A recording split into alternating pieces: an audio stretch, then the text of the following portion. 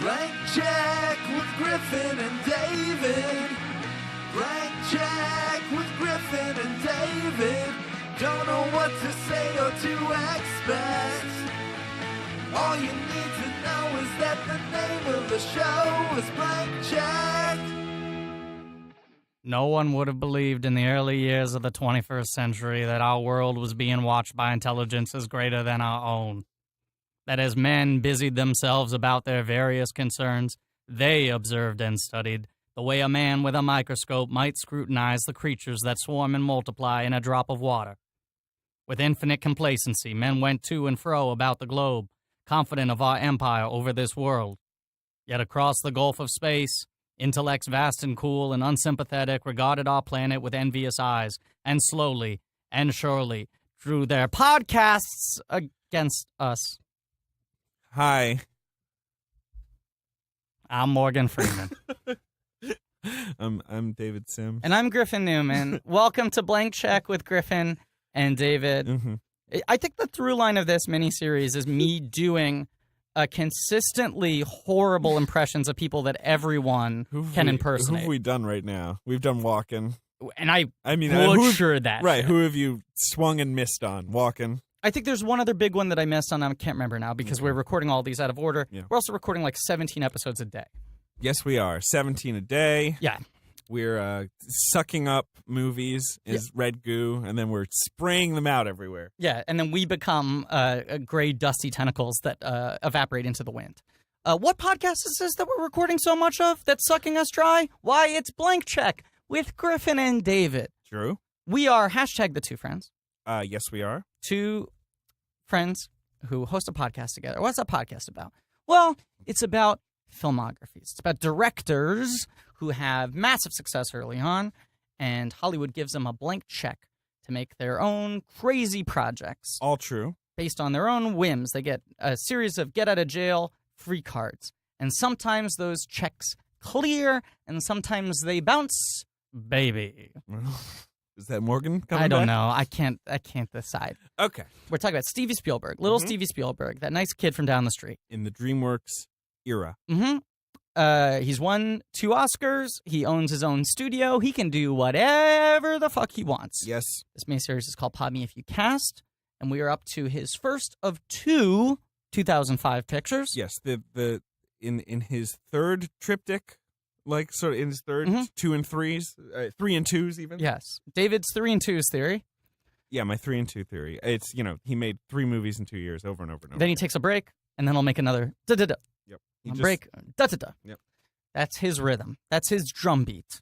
Is he rushing or dragging? You'll have to ask J.K. Simmons to find out. He's not in this movie. No, he's our guest next week on our Munich episode. Now. Brown cow.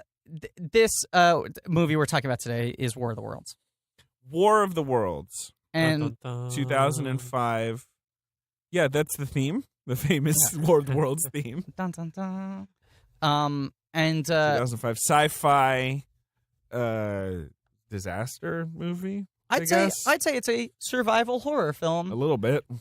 Within the sci-fi. But it's a disaster movie though. Yes, 100%. It has all the hallmarks of the disaster film. Yes. Rather than an alien invasion movie that's usually more of an action film or a human triumph film. Yeah. This is a disaster movie. This is things falling apart. Yes. With us today is a very special guest.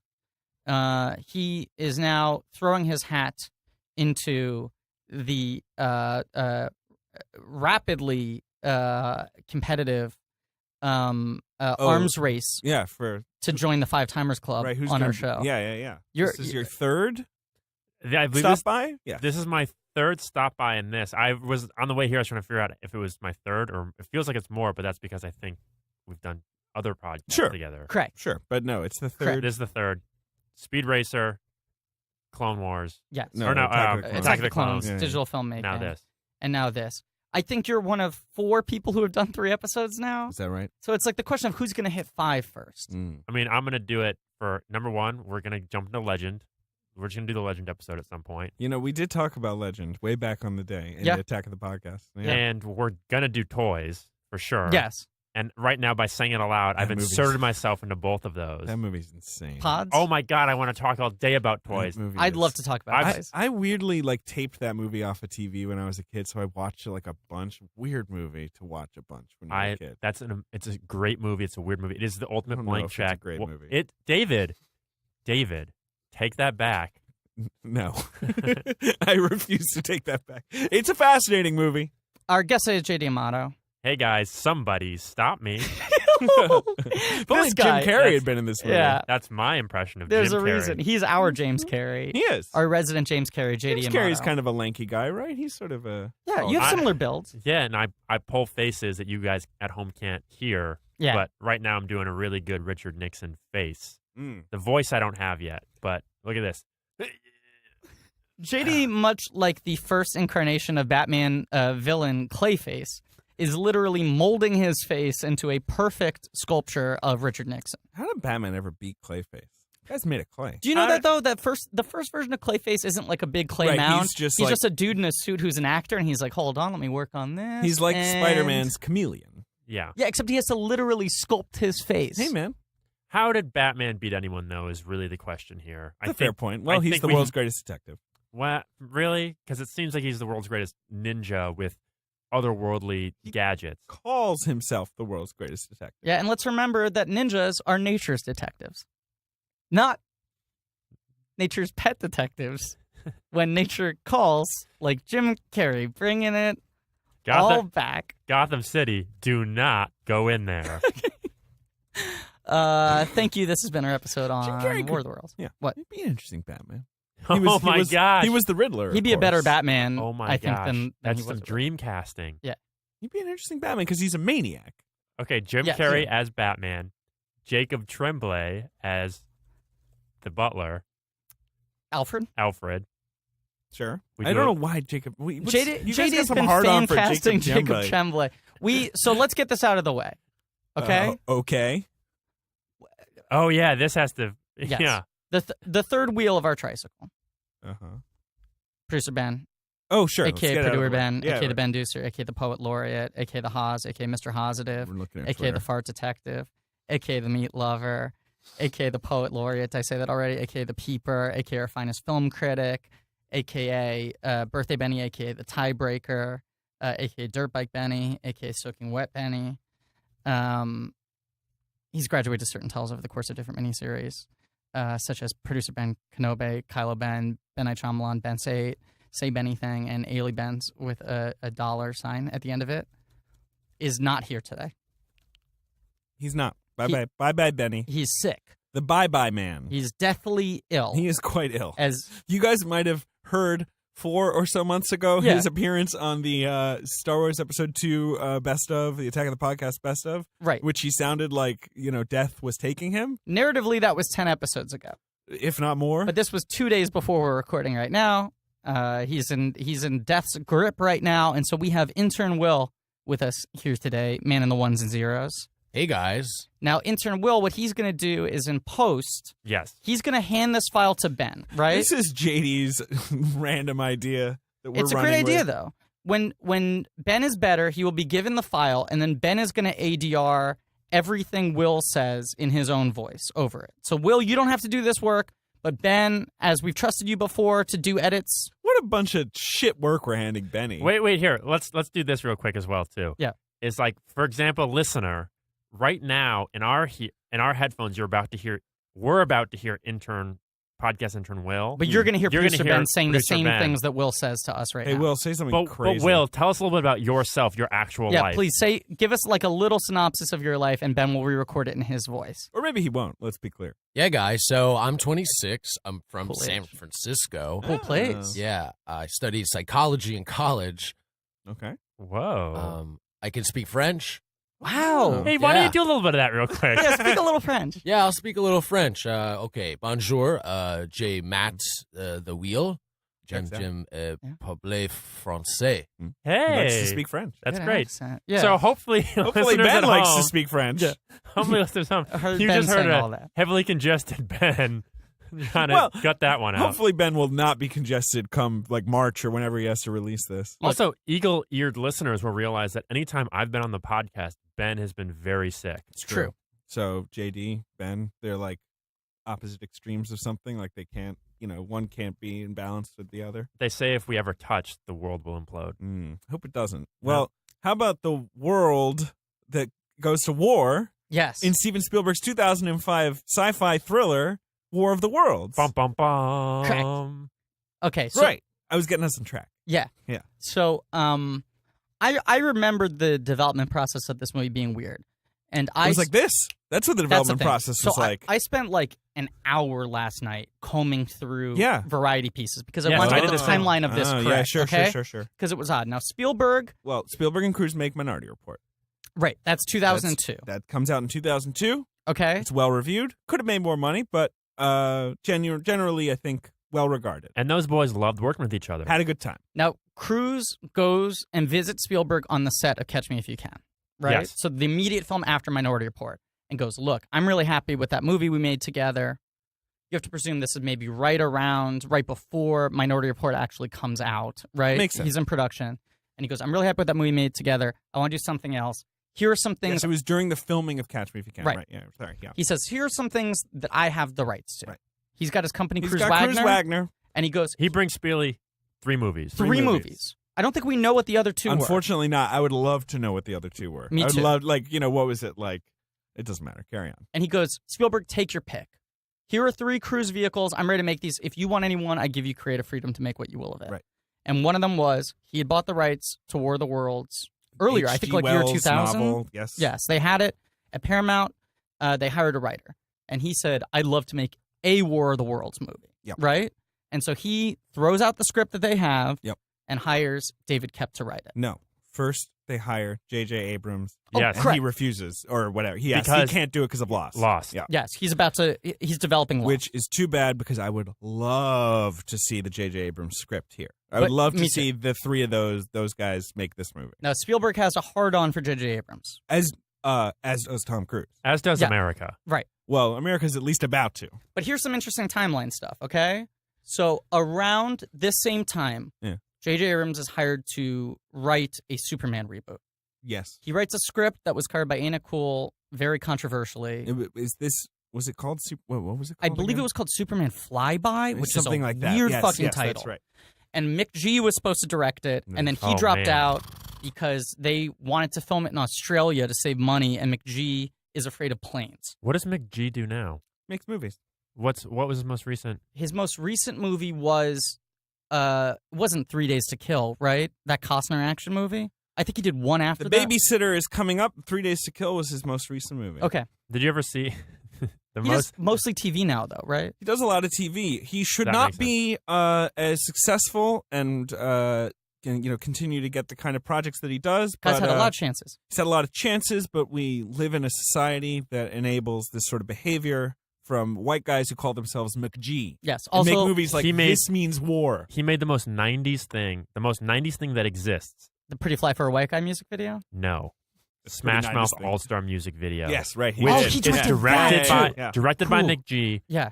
And stars clips and lookalikes of the Mystery Men. Right. Yes, Yes. of course, because that song was initially attached to Mystery Men. Everyone fucking thinks it's They think the of it as a Shrek song. thing. It was a Mystery It Men was song. Mystery Men. Hey, now, they were all-stars. All-Star could have been nominated for an Oscar for Best Original Song. Is that right? It or was Mystery like- Men, I think. I was trying to do this research the other day because I rewatched Mystery Men like 2 weeks ago. What did you think of it? I really like it. Here's the thing about Mystery Men. Yeah. What a cast. Fantastic Unbelievable cast. Yeah.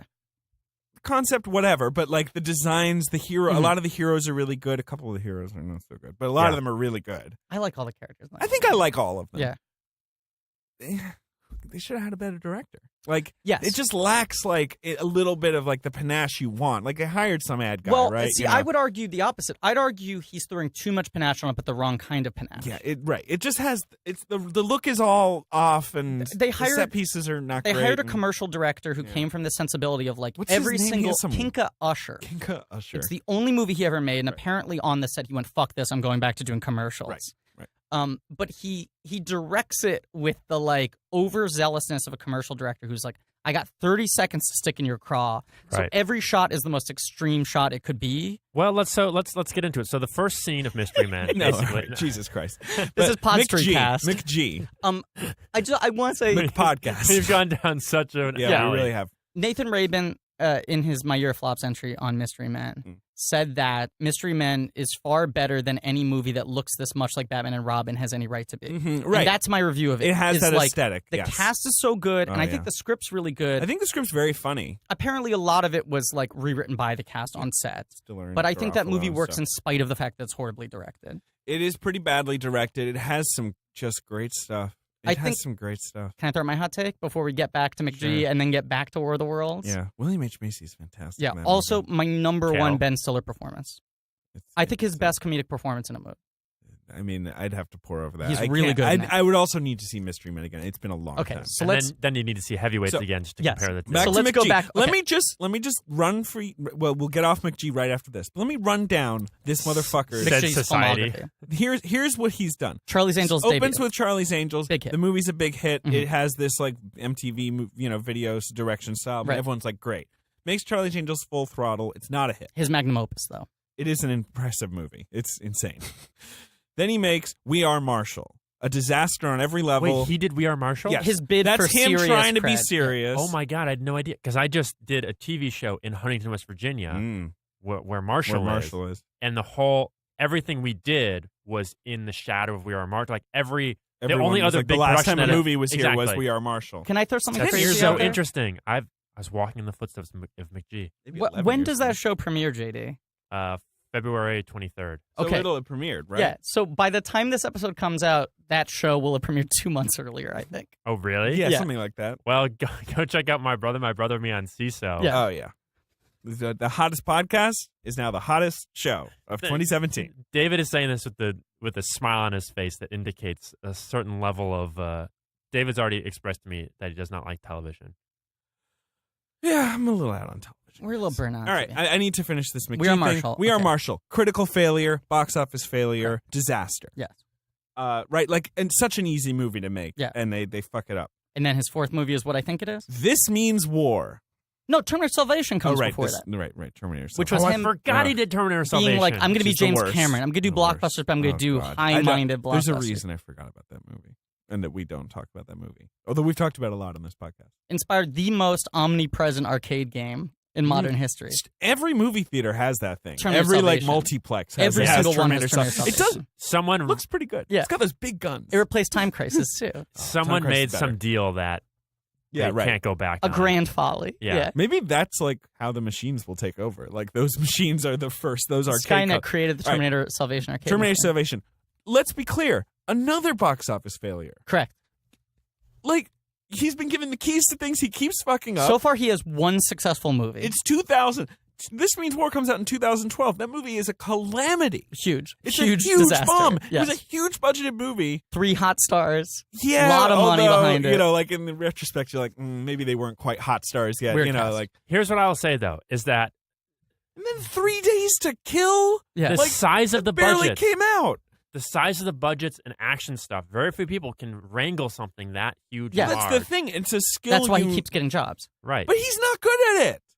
But he can actually do it on a day-to-day basis, which is what the bottom line guys look at. Ugh. Right. And God. they honestly, studios should be taking more chances on people that have a big creative vision and whatnot, Yes. instead of people that they just know have All right. done it before. Can run the All right, factory we're getting line. off But it's still McG. impressive. You know It's who still can- impressive that he's made these big films. I'm not impressed. Okay, so Superman Flyby. McG drops out because he doesn't want to fly to Australia because he's afraid of planes. I had no idea. Yes, that's why it's really weird. Because he was all ready to go. They were ready to greenlight him, and they But were like, it's just all you one gotta do is flight. get on a plane. Are there Just a- get to Australia. Are you there know. any planes in any McG movies? There must be. There's Charlie's like tons Angels of planes. starts on a plane. Oh, the yeah. opening of Tons of Charlie's planes. Angels is fucking Drew Barrymore and Cameron Diaz like parachuting out of a plane All right, dressed like enough. LL Cool J. Guys, enough. This is actually bad. We have to come on. Let's get back. this is on actually track. great. Yeah. But McG drops I'm out. getting a little mad. I'm about to tie this all together. All right, go ahead. McG drops out. Uh-huh. J.J. Abrams makes a big play to direct Superman Flyby. Yes. And they were like, you can't give a No. big You franchise to can't give the J.J. creator Abrams. of Alias a movie. Like An a big untested movie. first-time director Right. can't do it, right? Right. So then they attach Brett Ratner. Mm. And that movie later falls apart for He leaves to go do something else, and then Singer comes in and pitches, hey, let's make a sequel to Superman 2. Wasn't it? Yeah, right. I mean, wasn't it Ratner and Singer essentially switch places? Yes. You know, because Ratner ends up making X-Men 3. Right. That's exactly what happened. Okay, great. So after the last thing you just heard me say about Ratner directing X3... Fascinating stuff. Yes. We recorded another 5 to 10 minutes, and then we realized that the computer had not actually recorded those 5 to 10 minutes. And I'd like to point out that during this 5 to 10 minutes, David got visibly distressed and frustrated that Griffin was going down such a rabbit hole of scheduling.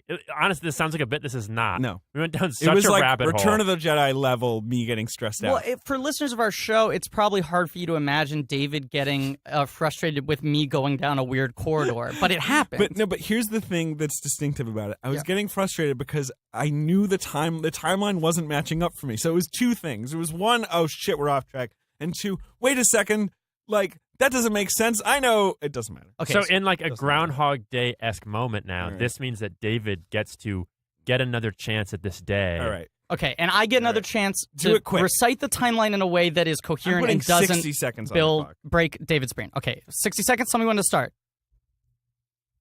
Start. 2002, Minority Report. It goes well. Tom Cruise and Spielberg want to do another film together. They meet up on the set of Catch Me If You Can. He goes, here are 3 projects I have. War of the Worlds is the one he wants. He reaches out to J.J. Abrams to write the script. J.J. Abrams goes, I'm too busy trying to make this show Lost. So they hire David Koepp. David Koepp's working on the script. They think he's going to hand it to them in 2005. They'll start filming that fall for a 2006 release. Tom Cruise's next film is going to be Mission Impossible 3 with Frank Darabont writing and Joe Carnahan directing. Joe Carnahan gets in a fight with the studio, leaves the film a month before filming, leaves it in disarray. Tom Cruise wants a film to be released in 2005. He's got this gap on his schedule. He hires J.J. Abrams, who is now done with Lost, to take over Mission Impossible 3 and start it from square one.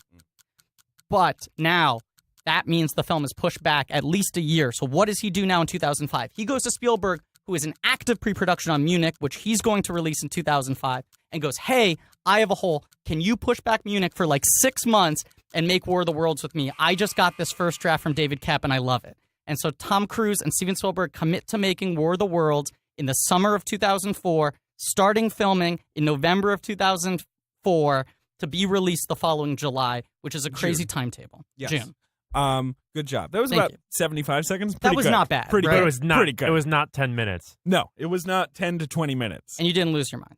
No, it was great. And this time you did not mention Turok Last Flight. Griffin, maybe we should always do this. Like, record the whole podcast, listen back, and be like, let's squeeze this into 10 minutes. Yeah. Right? Yeah. Like, just... That was very concise and very on point. Thank you. that is what happened with War of the Worlds is pre-production, melodrama, right? Like, right. that was like that's basically why it happened so quickly. Now... And as we were talking about in the bit that we lost, Yeah. but that we can now talk about again, like, Cruise's passion for the script Yes. was one of the propulsive things here. They had decided to do it. David Koepp had written it, and Cruise loved the script. And Cruise and Spielberg had both said, like, well, we thought it was going to take longer to develop the script, but this Koepp draft was so good, it was ready to go right away. Which is crazy. Which, in my opinion. Yes. Like, I just think agree. it's crazy. I think it needed a little more time in the oven. Yeah, and maybe, like, a new oven, not the David Koepp oven.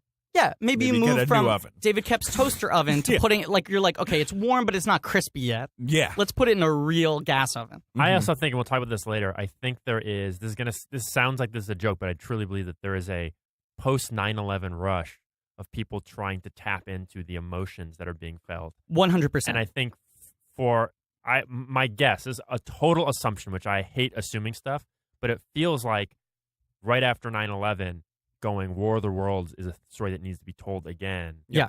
Feels like that might have had some sort of relationship. For certain, David Koepp also talked about when he wrote it, like, he wanted it to be, like, about, like, life on the ground during the invasion. Mm-hmm. He wanted it to be about regular people who are experiencing, like, this chaos, not to be zoomed out. And, and that the how characters could he not have been inspired by the characters like, are recent just news? trying to survive. The characters you're following are not power They're players. on the run. They're not going to... I mean, arguably one of the bad things in the movie is when they do kind of like take it to the aliens. Because largely they do not take it to the aliens. Yes. The aliens are not... I mean, we don't even see the force fields around the tripods until way late in the movie. We're told about them early on. But, like, we don't even... Tom Cruise isn't even gonna like shoot a gun at these guys. Like he's just running away. It's not an action movie until the last third, which is when I start losing my zest for it. Would definitely agree. I think I texted Griffin as I was watching You're like, this this last night. movie's so great. I was like, this is a good damn movie. And I think I was like, Cahiers 15, du Cinema 20 named minutes it in. one of the best films of the decade. Yeah, they loved it. Yeah, it was hugely popular with European critics, especially. For me, it's a half and half thing. Like I was watching it and looking at the such a time bar, and it fascinating movie. it almost at the exact midway point falls apart for me. That's probably right. It's got some scenes and moments that are just like top of his game, Yes. Spielberg. The first half is unbelievable. It is. Yes. It is. But bar for some cutesy David Kep, writing shorthand shit, like, like kind of, father-son shit, like, it's perfect. But I think even that stuff in the first half is done pretty... I think it's done fine. What I like is that it's done quickly. Yes, I agree with that. Yes, 10 very minutes. economical. Yeah. Totally agree with The that. lightning storm happens like 5 minutes into the movie. Well, so, and we can get into all this. 10. But yeah, we'll get to that. But It But happens, it's so much quicker than you it think happens it's 10 going to be. minutes in, and the Agreed. first 2 minutes are Morgan Freeman narration. Like, Yeah. there's essentially 8 minutes of character shit before the attack starts. agreed. We should also mention, as I believe we're about to mention when we got cut off, that Tom Cruise was in the middle of some sort of a personal crisis / transformation. Yes, and we didn't mention that in the shortened version of things, but before this movie, this was the height of Tom Cruise. He was superstar, as Griffin mentioned in the part that you didn't hear, like Vanilla Sky, just his existence in that. I mean, if I can get into my phases, I like my phases. Your Because Cruise the Cruise, phase. you've got 80s Cruise, right, is like, he's a cutie pie, and he's a hot guy in movies. And right? I think this is important to note. And we talked about this in 80s the Jerry Maguire Cruise, episode. The and Vanilla dominant Sky narrative episode. is Tom Cruise is someone who's the fucking best. Right. People around him doubt him and tell Right. him to be less confident. Right, And at these the are the end, movies, he right. proves everyone wrong and reasserts that he is the fucking best and had no reason to doubt You're himself. talking Risky Business, you're talking Top Gun, you're talking Cocktail. Cocktail, you're talking and then, so after that, he's like, great, I'm Tom Cruise, I'm a big star, let me work with serious directors. He makes Rain Man, he makes Color Money, he makes Born on the 4th of July, he makes these serious movies. These films are He's Tom grown up. Cruise. Mixed in with some of the sillier stuff like Days of Thunder or Far and Away or whatever. Tom Cruise thinks he's the fucking best. Then he starts to question whether or not he's a shell of a man. And then he rebuilds himself, continues to be as good at the thing he always did, but now with more humanity. Yeah. That's phase 2 Cruise. Interview right? the Vampire being the apex of that. Right. And then phase 3 is like, I'm Tom Cruise, I have a production company, and I want to work with the cream of the crop. Like Brian De Palma, Cameron Crowe, Kubrick. Stanley Kubrick, Steven Spielberg, Paul Right. Thomas Anderson, Michael Mann. Michael Mann. And this is kind of Tom Cruise. And this movie's the year after Collateral, right? Correct. Oh, what a great movie. He went straight from Collateral Press into War of the Worlds. Mm-hmm. And that phase is Tom Cruise testing himself. Yeah. Going like, what happens if I give the ingredient that is Tom Cruise and the star power that is Tom Cruise and the budget that comes with it to auteurs and trust them to rework my persona. Right. Try to approach, their own themes through me as a prism. And during this film is when he went through the famous, manic public breakdown thing where he's jumping on It was the the couch press on tour Oprah. for this movie. Was the press tour like for this the movie. Matt Which- Lauer, your glib Yes. Matt interview happens in front of big banners that say War of the Worlds. Yeah. And apparently Spielberg was not happy about this. And that was the end of there. Because it's the things like, you'd think oh, what a fruitful partnership this is. They make Minority Report, they make War of the Worlds, in rap, pretty quickly. This is, has Spielberg found, maybe he did too much Tom Hanks, now it's Tom Cruise? Right. And then after this, that's it. Yeah, there is a version where all the Spielberg movies to come that are Hanks movies could have been Cruise movies had not been I that. don't know, yeah. And the alternate question is, if he had kept up the Cruise partnership, what kind of projects would he have chosen? Right. Totally. Does he pick something like Bridge of Spies because he's like, this would be a great Hanks movie? Right. What happens if his mind is, this is my new collaborator? How do I find things for him? There's when Shia LaBeouf talks about his relationship with Spielberg and the falling out, which I'm sure we'll cover a lot more in the Kingdom of the Crystal Skull episode. He said when Shia LaBeouf was shit talking Transformers 2 during press or Transformers 3 or whatever, he said LaBeouf has, betraying his confidence, said this publicly. He's like, Spielberg said to me, there are times where you're an artist and there are times where you just have to get out there and sell the fucking car. Sure. And he said LaBeouf said that was a moment that kind of freaked him out. Was I don't like this bite your tongue and just sell the movie. We got to make money kind of thing. Sure. Well, And Shia LaBeouf should shut the fuck up. Right. Yeah. And the Tom Cruise thing, it feels like Tom Cruise jumping on the couch, making everything about Katie Holmes, Yeah. you know? Because the premiere of this film was the first time that they were publicly together. I mean, And it he was one kind of- of co-opted the Yeah. press Well, tour that's the thing. for his own personal narrative. Tom Cruise has obviously decided, because he divorced his Nicole Kidman in, 2001? She divorced him. Oh. I'm sorry, fair Right. enough. They get Yeah. divorced. And Penelope Cruz happens for a little while, but that fizzles out. And then Mm-hmm. he has that relationship with the non-person, David. the not David. famous person who is like, a Scientologist, and then they dump her. The one who's on How I Met Your Mother and Ben-Hur. And I forget her name. I do too. And also we need not just associate her with being Tom Cruise's brief girlfriend. Because or as whatever. David said, she's a non-person. Yeah, she's She's non-person. not famous. She is but she's actually a not good human. actress. That's good. I'm glad. For I her. just forget her name. Scarlett Johansson obviously is like, there's that story that she was like scouted for Scientology. You must have heard that story. That yes, she like and walked into a room with like a bunch of people and she was like, oh my God, and like ran away. I've heard multiple versions of that story. I've heard that story also happening with Jessica Alba, Yeah.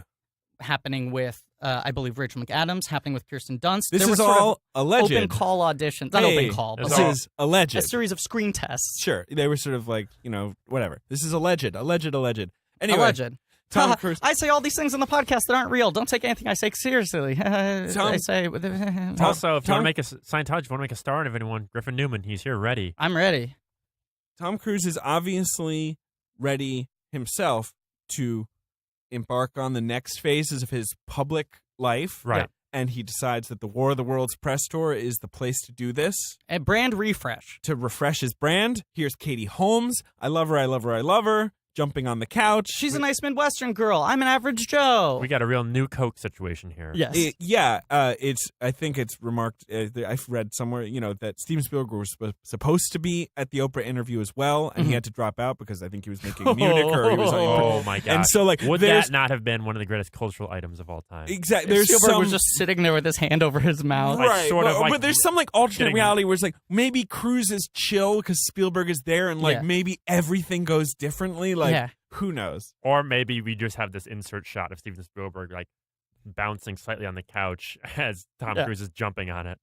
Just losing his mind. But yeah, like Spielberg is really angry that Cruise doesn't just get out there and sell the car. You know, he's supposed to be out there selling the car, and instead he starts like talking about his timeshare. Yes, And exactly. yeah, He's trying to sell Tom Cruise, the long-term narrative here. right. And, of course, everyone remarks like, well, that really fucks over War of the Worlds. No, it doesn't. War of the Worlds is a big hit. What it fucks over is Mission Impossible 3 the Yes. next year. Yeah. That movie really suffered. It takes a little while Exactly. for the box office effect to happen, but I feel well, and also, like the longer the Katie Holmes things goes on, the worse it is. It's, it's Yes. like the initial burst is bad, but then, they're still weird. Like, Yeah. no one's ever into that. yeah, and I There's also a lot of it. I think it has hurt the reputation of this movie. Like everyone went This to movie? see it. Like it made a crazy amount of money. Everyone Yeah. went to Yes. see it, but I feel like It does everyone, have some association with And it did those days. It did yes. not have the Spielbergian gravitas that usually comes with like, ooh, Spielberg. Like I feel like it became this like media circus thing. Yes. Which is, I think there's all these things talking about how Spielberg was not happy about it. And I think it's because like, oh, he had a reputation of being this like the filmmaker, and then Sure, suddenly and- he's wrapped up in all of this. Yeah, it's like Gossipy. Spielberg makes a Spielberg movie. and Yeah. I feel like audiences walked out and mostly made Tom Cruise jokes. You know, like I felt like that was the it's cultural. not his best performance. No, and here's another thing. This movie does something. Talking about different auteurs using Tom Cruise, different aspects of his movie star persona to get at different themes. Yes. Yeah. This movie asks something of Tom Cruise that I think is too big of a reach. Mm-hmm. One thing he cannot Which is pull off. Just be an average guy. Yeah, I agree with you. I think he does a pretty good dirtbag job at certain points. He's an At okay dirtbag, especially at the beginning. At the beginning, one of my notes was Dude. good dirtbag Tom Cruise. But imagine this movie with, Yes. Mark Wahlberg. Mark Wahlberg. I with No, thank you. was Ray. thinking that. No. It's like because not Mark. Not Mark. I'm into I Wahlberg. think Mark. current the day problem Mark with could Mark do it. obviously is the pitchy voice when he's yelling at people. But I think There's a War of the Worlds. Tim Robbins, shut up. Yeah. Yeah. Butcher Wahlberg. Actually, that'd be a good third. You're Yeah. pretty good at Wahlberg, though. Yeah. But no, just because like the humor, I guess, of like Yeah. the first hour, especially, is that he's the worst dad. Like, he's not good at reassuring his children at all. Like, he keeps being like, everything's fine. If we go back, we're going to die. Like, he can't modulate. I think Tom Cruise has two really strong modes, right? And I think any great Tom Cruise performance is tapping into one of these two or both. One is a guy who's great at doing stuff, right? Sure. Tom Cruise is great at just exuding a confidence and a control over situation. One could say a Top Gun. Right. I think the second mode that Tom Cruise is even better at is someone who is sort of losing their mind over their lack of control. Yeah, Desperately becoming manic as they try to hold on to a situation. Mm-hmm. That's like the interview scene in Magnolia. Jerry Maguire, Minority Report, Right. like, And then there's the third category, which is legend, which is just next level Tom Cruise as dissolving into a character that you cannot even see the actor behind it because it's such a great performance. Full immersion. Love me some legend. This movie is weird because the whole take on it is average Joe, street level, not fighting the aliens. Mm-hmm. He has no control over the situation, but also he's not freaking out about his lack of control. No. He doesn't have much of a character. He doesn't. And he doesn't have much of a character arc. I think that's the thing that It's why I don't get why he was so hot for the script. Same here. I don't get what he sees in this script and is like, I cannot wait to sink my teeth into this. Because it's the opposite of what he usually likes playing. Yeah. And even the way it's set up of like, here's a dude who barely sees his children, he gets a weekend with them, and the aliens attack, and the whole movie is like, you see, if someone pitched that to you and said, Steven Spielberg is going to direct a movie where Tom Cruise has to hold on to his relationship with his estranged children during an alien attack, you go, I know exactly what that movie's going to be. Right. And then the movie doesn't really care about that as an emotional through line, which is almost in the movie's favor. It does at points and then doesn't at other points. yeah. Sure, I would agree. It's generally in the movie's favor that it doesn't make it too cute of a metaphorical, like, the aliens may have destroyed Earth, but he like bonded with his son or whatever. I think what I was excited watching it, like what you sort of want is at the beginning of the film, Tom Cruise puts himself before his kids and his family. Mm-hmm. That's the whole thing. And then by the end, you're like, okay, he's going to have a big moment where he puts them first and makes some big sacrifice, and we see that change happen. And that you don't really get that, and so the film feels like you're left hanging. And in fact, at the end, the grand gesture is that he returns his kids to his wife in a way that it feels like the opposite of what you're sort of hoping. Yes. Um, And it is, there isn't much of a character as written, right? But you look at, like, you compare his performance to Dakota Fanning's performance. Dakota Fanning's performance is amazing. She's unbelievable in this my movie. opinion, the last great Dakota Fanning performance. I would After agree this, with that. she grows up, and I think she's become an okay, like, grown-up actress. She's okay, but that weird, precocious, like, brilliance she has in these kid movies. But she does also- a great job of just being like vulnerable kid. Yeah.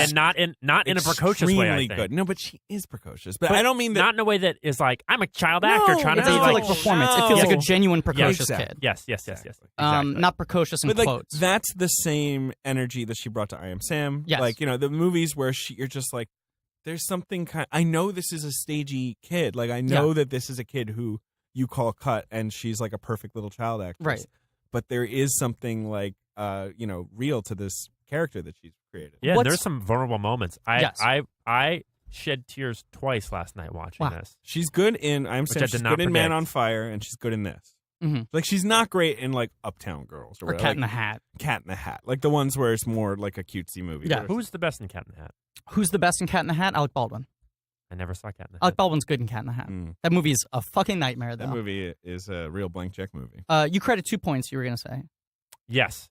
Both of them, I think, were her performances. I'm trying to think what they were. The first chaos. When In the everything- car? Yeah, in the car, and she Yeah. is having a the panic. long shot, the Yes. the crane shot where it goes around and around again and stuff Yes, like that. maybe, the in the big car. one shot. The one she has like a panic attack. Yes, yeah. And she does The a great brothers, job yeah. of presenting that like out of control kid feeling where it's like I don't know what's going on. I'm just stressed because the person that I'm relying on Mhm. for any sort of semblance of Doesn't know what's going on. doesn't know what's going Yeah. on and won't communicate. And then and that got me emotional. I was like, oh, I remember that feeling as a kid. And then the other one was the boat scene, similar, where the dad has that moment where he's like, he's like, just follow me, do this. And then like you can tell she's like, oh, this is out of control. Yeah. And both times it was her performance that triggered me that got Agreed. things misty. And I was like, damn. I want to speak. Damn, that's good. I feel like I did Dakota Fanning wrong. I think she's very nice in Coraline. Oh, Forgot she about rules. Coraline. Oh, in she's Coraline. great in Coraline. I mean, the obviously fucking it's best a in vocal Coraline. performance. It's a little different. Right, but and still. obviously Coraline's the best use of 3D in any movie. Yes, and oh my gosh, you guys, man. Let me talk about that for just 2 seconds. You Yeah. guys did me dirty. I didn't do you dirty. I'm on your fucking side. I did JD dirty. I called him a dumb anime fan, or I didn't call You him called him that. a dumb, weird animation freak. Yeah, because you guys are dumb, weird animation freaks. He said that about both of us. Yeah, right. I was literally like, I was having like a long day working on a show, eating You were lunch. like having a bad time, trying to relax, listening to some blank check. I was eating lunch in like our post facility, listening to Blank Check, and then all I hear is like, no, you and JD are idiots. You're dumb animation freaks. Dumb, and I was like, weird animation I think freaks. I texted Griffin. I was like, what the? No, you come texted on. both of us. Oh, yeah, I was like, come on, guys. Yeah, But man. I was on your fucking side. I was getting persecuted right along with you.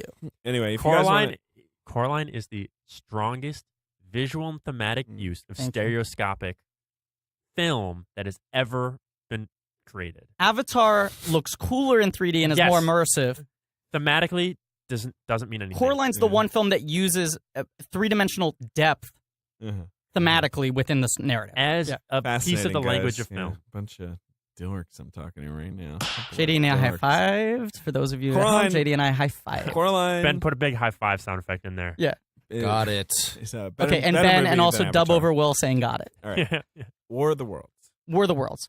The thing that's most impressive to me about Dakota Fanning's performance is, and both those moments you just talked about have this, she plays shock and trauma better, or Than as Tom well Cruise. as any adult actor I've ever seen. Because right? she's not playing. She's not playing shock and trauma. She's Yes. playing the like child confusion. Right. Wants information. She's not Can't crying. handle the information. She's not but wants it. She's not doesn't have a forward brow. Right. She's like just looking around. Yeah. You see her observing everyone. Yeah. And then seeing her like try to do the math in her head of what's going on in a way that's like, that is exactly how you feel in those moments of chaos. And anytime you cut to Dakota Fanning having one of those reactions in the movie, it pulls you into the movie so deeply because it's like, it feels like VR. It's like, okay, I see how she's reacting to this. That's how I would react to this. You feel like you're there in the moment. Agree with you guys. Counterpoint. I'm not Okay. just obsessing over this. I'm using this as a counterpoint, okay? Uh-huh. Counterpoint. Tom Cruise is like a fucking like trained ballet dancer. Mm. And he hits his moves so precisely. yeah, right. Anytime he's running away from the aliens, he's doing the Tom Cruise run. Yep. And even when he's playing shock, it's Tom Cruise action Yeah, star shock. It's okay. Right. So none of the characters in this film have character arcs, right? Yeah. Not particularly. And by design, this movie, because it's street level, because it's all of that, it's like I appreciate the fact that it doesn't do pat narrative character growth kind of shit. Right. But I do think whether or not Mark Wahlberg's the right choice, you want someone in this role who, because there's not much of a character there, can just exude the same sort of like blue collar worry and griminess and all of that, Yes. so that you have the same reaction every time you cut to that guy that you do every time you cut to Dakota Fanning, where it's like, I don't know who this guy is, but I understand how he's reacting and I relate to it. Yes, I think to me what it speaks to is maybe almost the issue of Tom Cruise, Mhm. especially at that point in his career and where he is and stuff, is that when you look at him, you see Tom Cruise. Yes, You- always. You don't see. I can't even think of what his name is in this. Ray? Oh yeah, it's Ray. Ray Ferrier. Because Ray his kids call Ferrier. him Ray. Right. Like you see Tom Cruise. Always. And I agree. And I think one of the joys of a script like this would be you see these characters and you don't know what will happen because chaos is unfolding around them. Yes. They could live, they could die, they could this. When you see Tom Cruise, you don't feel scared that he's going to be in trouble or get hurt because you know Tom Cruise is the underlying capital T hero of American cinema. He's going to make it out. He's going to beat the bad guys. So Yeah, it just, and it's- I think it hurts the cause. And no matter I how agree. good his performance is, you Just- can't overcome that. It's too distracting. But I also think that the movie's pivotal moment for him, which is killing Tim Robbins, feels like such an afterthought. Like Yes. when it shouldn't, you know. Yeah. But Yeah. because like if he has an arc at all, it's that, I guess, is that he's driven. He understands that the sort of like What he has to animalistic do. protection of his children Sure. extends to this. But see, the reason, not the problem, it's not a problem. The reason that didn't hit as hard for me is because that comes after the moment that I still don't understand, that doesn't totally click for me, of when his son joins the military. That's wait, the wait. moment the film I'm sorry, falls the apart. arc of his son didn't click for you? I thought that was all very clear and well acted by Justin Chatwin. Goku himself. Love Justin Chatwin Yes. in a Spielberg movie, second build. Well, no, he's third build. America had Chatwin fever. Justin Chatwin. But it's like that moment sort of undercuts that next moment, which is really a cool, could be a powerful scene, but instead you're sort of like, wait, what? Why? He just joined the military? Like, what? Well, it's also How? Justin Chatwin. it's also from that point on, the movie starts to feel like what you would imagine as the Yes. worst version of a Tom Cruise War of the Worlds movie. Right. Like all the sort of like you are there realism, the chaos of just like I don't know what the fuck is going on, you know? I mean, this movie is so good at in the first half especially showing the kind of dazed reaction yes. of just like the world is crumbling around me and I don't even have time to process it.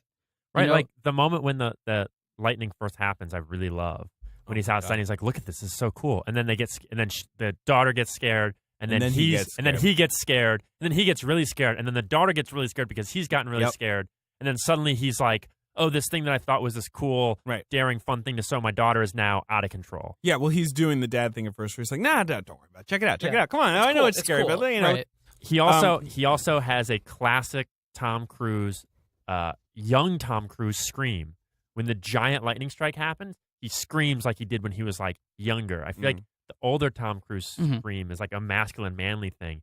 He has this weird moment of performance where you're like, "Ooh, that's super young Tom Cruise." He's good. He's good in the early part of the movie, like in that first half hour or so. He's okay. Yeah, I wish he was even grimier, but yeah. But I think it's because that's the strongest part of the movie, and that's all right. I'm shutting you guys down. Shut up. We're going to talk about the movie rather than like jumping around. All right. The movie opens. Being a guest on your podcast is such a pleasure, David. Great. Shut Thank up. you. Thank you, Daddy. It's a great pleasure to be on my podcast.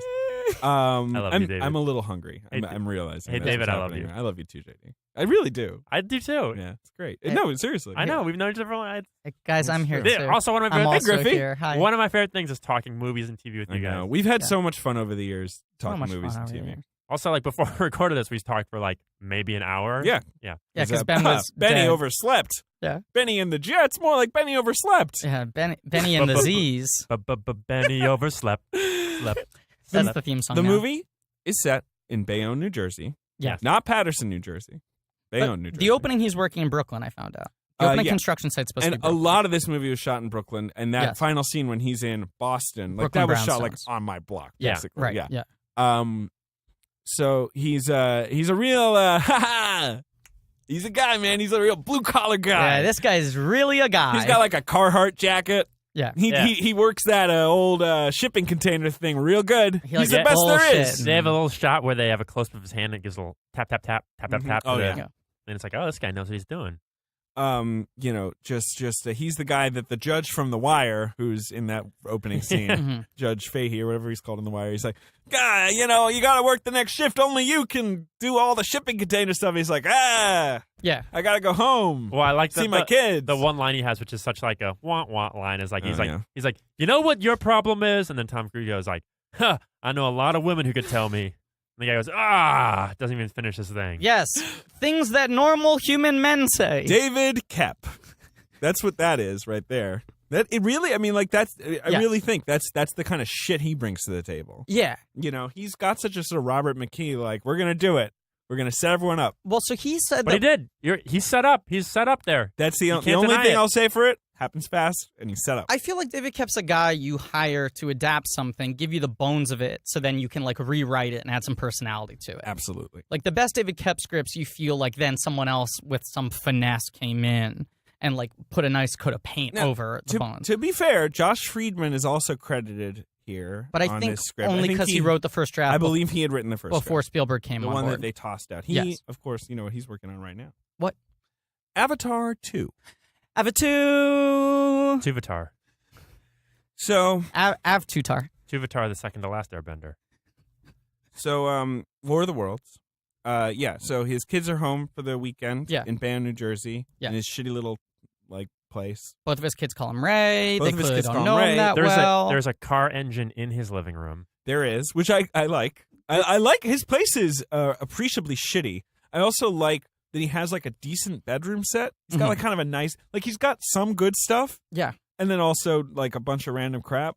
Yeah. I like when he takes his shirt off and lies down in bed because usually you look at Tom Cruise shirtless Weird chest. and he's got a funny chest. Too many muscles. Too many muscles. And you're like, man, this isn't a real person. With this guy, I'm like, you know what? He probably works out a lot. Yeah. You know, fucks around, doesn't do much. I buy right? it. I can buy Yeah. it, you know? He's also done something that was startling to me where he goes, his kids annoy him, and so he goes to take a nap, and then they go, we're hungry, and he goes, well, then order something out. He says, order. I don't think he even says Oh, yeah. order. Yes. He's just like, they're like, what do we do? And he's like, order. Yeah.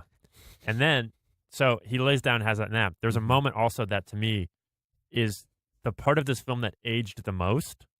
The hummus joke? Yeah. Yep, Yeah, I agree. The thing where he's like hummus. And it's What like is this it's shit? like a joke that someone would eat hummus. He's like, what do you mean? She's like, hummus. He goes, hummus? Yeah. As if like, I wanted you to order what's this- real food. Yeah, she goes, you told me to order. And he went, yeah, I meant order food. Yeah, right. That's Like, that's I think fine. if that movie came out today, that would be quinoa. Would be that? Yes. Even that would feel a little hacky, quinoa. But like, it's- you No, know, but yeah, like now agreed. it's like hummus is so ubiquitous hummus. I mean, that Jesus it's so Christ. funny that it's like, who would eat hummus? It's the way that it's late true. 80s, 90s movies late 80s, early 90s movies have the same jokes about sushi, Right. you know, where it's like raw fish. Yeah. Can you send this back? I think it's undercooked. You know, like those jokes. Hummus? But let's mention, because this is important to the setup, wife is going to go visit the in-laws in Boston. And Kevin or whatever his Yeah, name this is. fucking fuckboy Kevin. Yeah, who plays that guy? We see him for like one His hot name is second. Richard T. Fuckboy. Miranda Otto, who Yes. had just come off of The Lord of the Rings trilogy, Playing Eowyn. where she plays Eowyn, who kind of sucks in my opinion. I like that character. Yeah, I think it's a super overrated character. I think she's a Well, cool Kevin, character. which I don't know if that's his character name. I'm going to call him Kevin. Yeah. His performance What is is that, his name? It's not. it's Kevin for all intents and purposes. His performance is that he wears a black turtleneck. Correct. Yeah, good job on that. But I there. believe his name is. Wait Tim. for it. Tim. Yeah. David Allen Bash. David Allen Greer? Yeah, David Allen Greer. Dag? David Allen Greer might be good in the lead role of this movie. He'd be great. Ooh, He'd be great. he would. Underrated as a dramatic actor. Agreed. My dad So- saw him play Jackie Robinson on Broadway. Do you know this? There was a Jackie Robinson musical with David Allen Greer. Yeah, I heard he was good. Musical. Yeah. Whew. David Okay. Allen Greer started out in musical theater. No, I'm fine with that. And more, it's more Jackie Robinson musical I that think I'm it was tripping called The up. First, maybe? I don't know. Anyway. He's so great on Carmichael show these days. So great. Also, unbelievable in the NBC production of The Wiz. I didn't watch that. Oh, he fucking was he? killed Was it, he man. the He was was the he Cowardly Wiz? Lion. Oh, he's the lion. I just saw him on set shooting the Big Sick, the movie, the Apatow produced movie that's coming out, the Oh, he's in Michael that? Showalter movie, and Yeah. it was funny. Camille Nanjiani. I show watched Walter him Jones. do the same scene like 4 times, so that's you really get an appreciation Yeah. for someone Great when you actor. watch that. He's also really good at Match Game. I don't know if you folks are watching Match Game. I mean, I've watched a couple episodes on your recommendation. Yeah, You guys he's- watch Big Fan? You mean Patton the Oswalt Patton movie? Oswalt No, movie? it's a new TV show. Is it based on the Patton Oswalt movie? Because that's not something I'd really base a movie on. Yeah. So this I was- mean, TV show. this Please came, tell me it's about an actual giant this fan. came on after The Bachelor, this past Okay. whatever, and they get a celebrity, and then they get their Biggest 3 fan. super fans, Okay. and they do a trivia contest in front of that celebrity on the What? set, hosted by what's his name, Conan's sidekick, Richter? Andy Richter, Yeah. and then at the end, whoever wins does a trivia competition between the celebrity of trivia about the celebrity, and the first episode was our friend, our right, Matthew McConaughey. Oh, our friend Maddie. Mhm. And it was a really bizarre show. But ABC, fun and games. ABC likes the fun and games. Sounds Fun and crazy. games. But yeah, there's this thing the film establishes where they're driving to Boston, which is why he has the kids. He takes a nap of indeterminate time, which gives the wife and Tim some sort of head start where they know they're far away. Yeah. And when shit starts going bad, first there's the lightning strike, right? He wakes up, the sun's missing. I You've think. missed one of the biggest moments in the film. What is it? One of the greatest moments. The baseball? Tom Cruise coughs. He coughs in one of the scenes. I don't know what he's talking I about. don't either. There is a scene Uh-huh. where Tom Cruise is talking, and then he stops and goes, "Ugh," and coughs into his hand Like a And they normal keep human talking. does.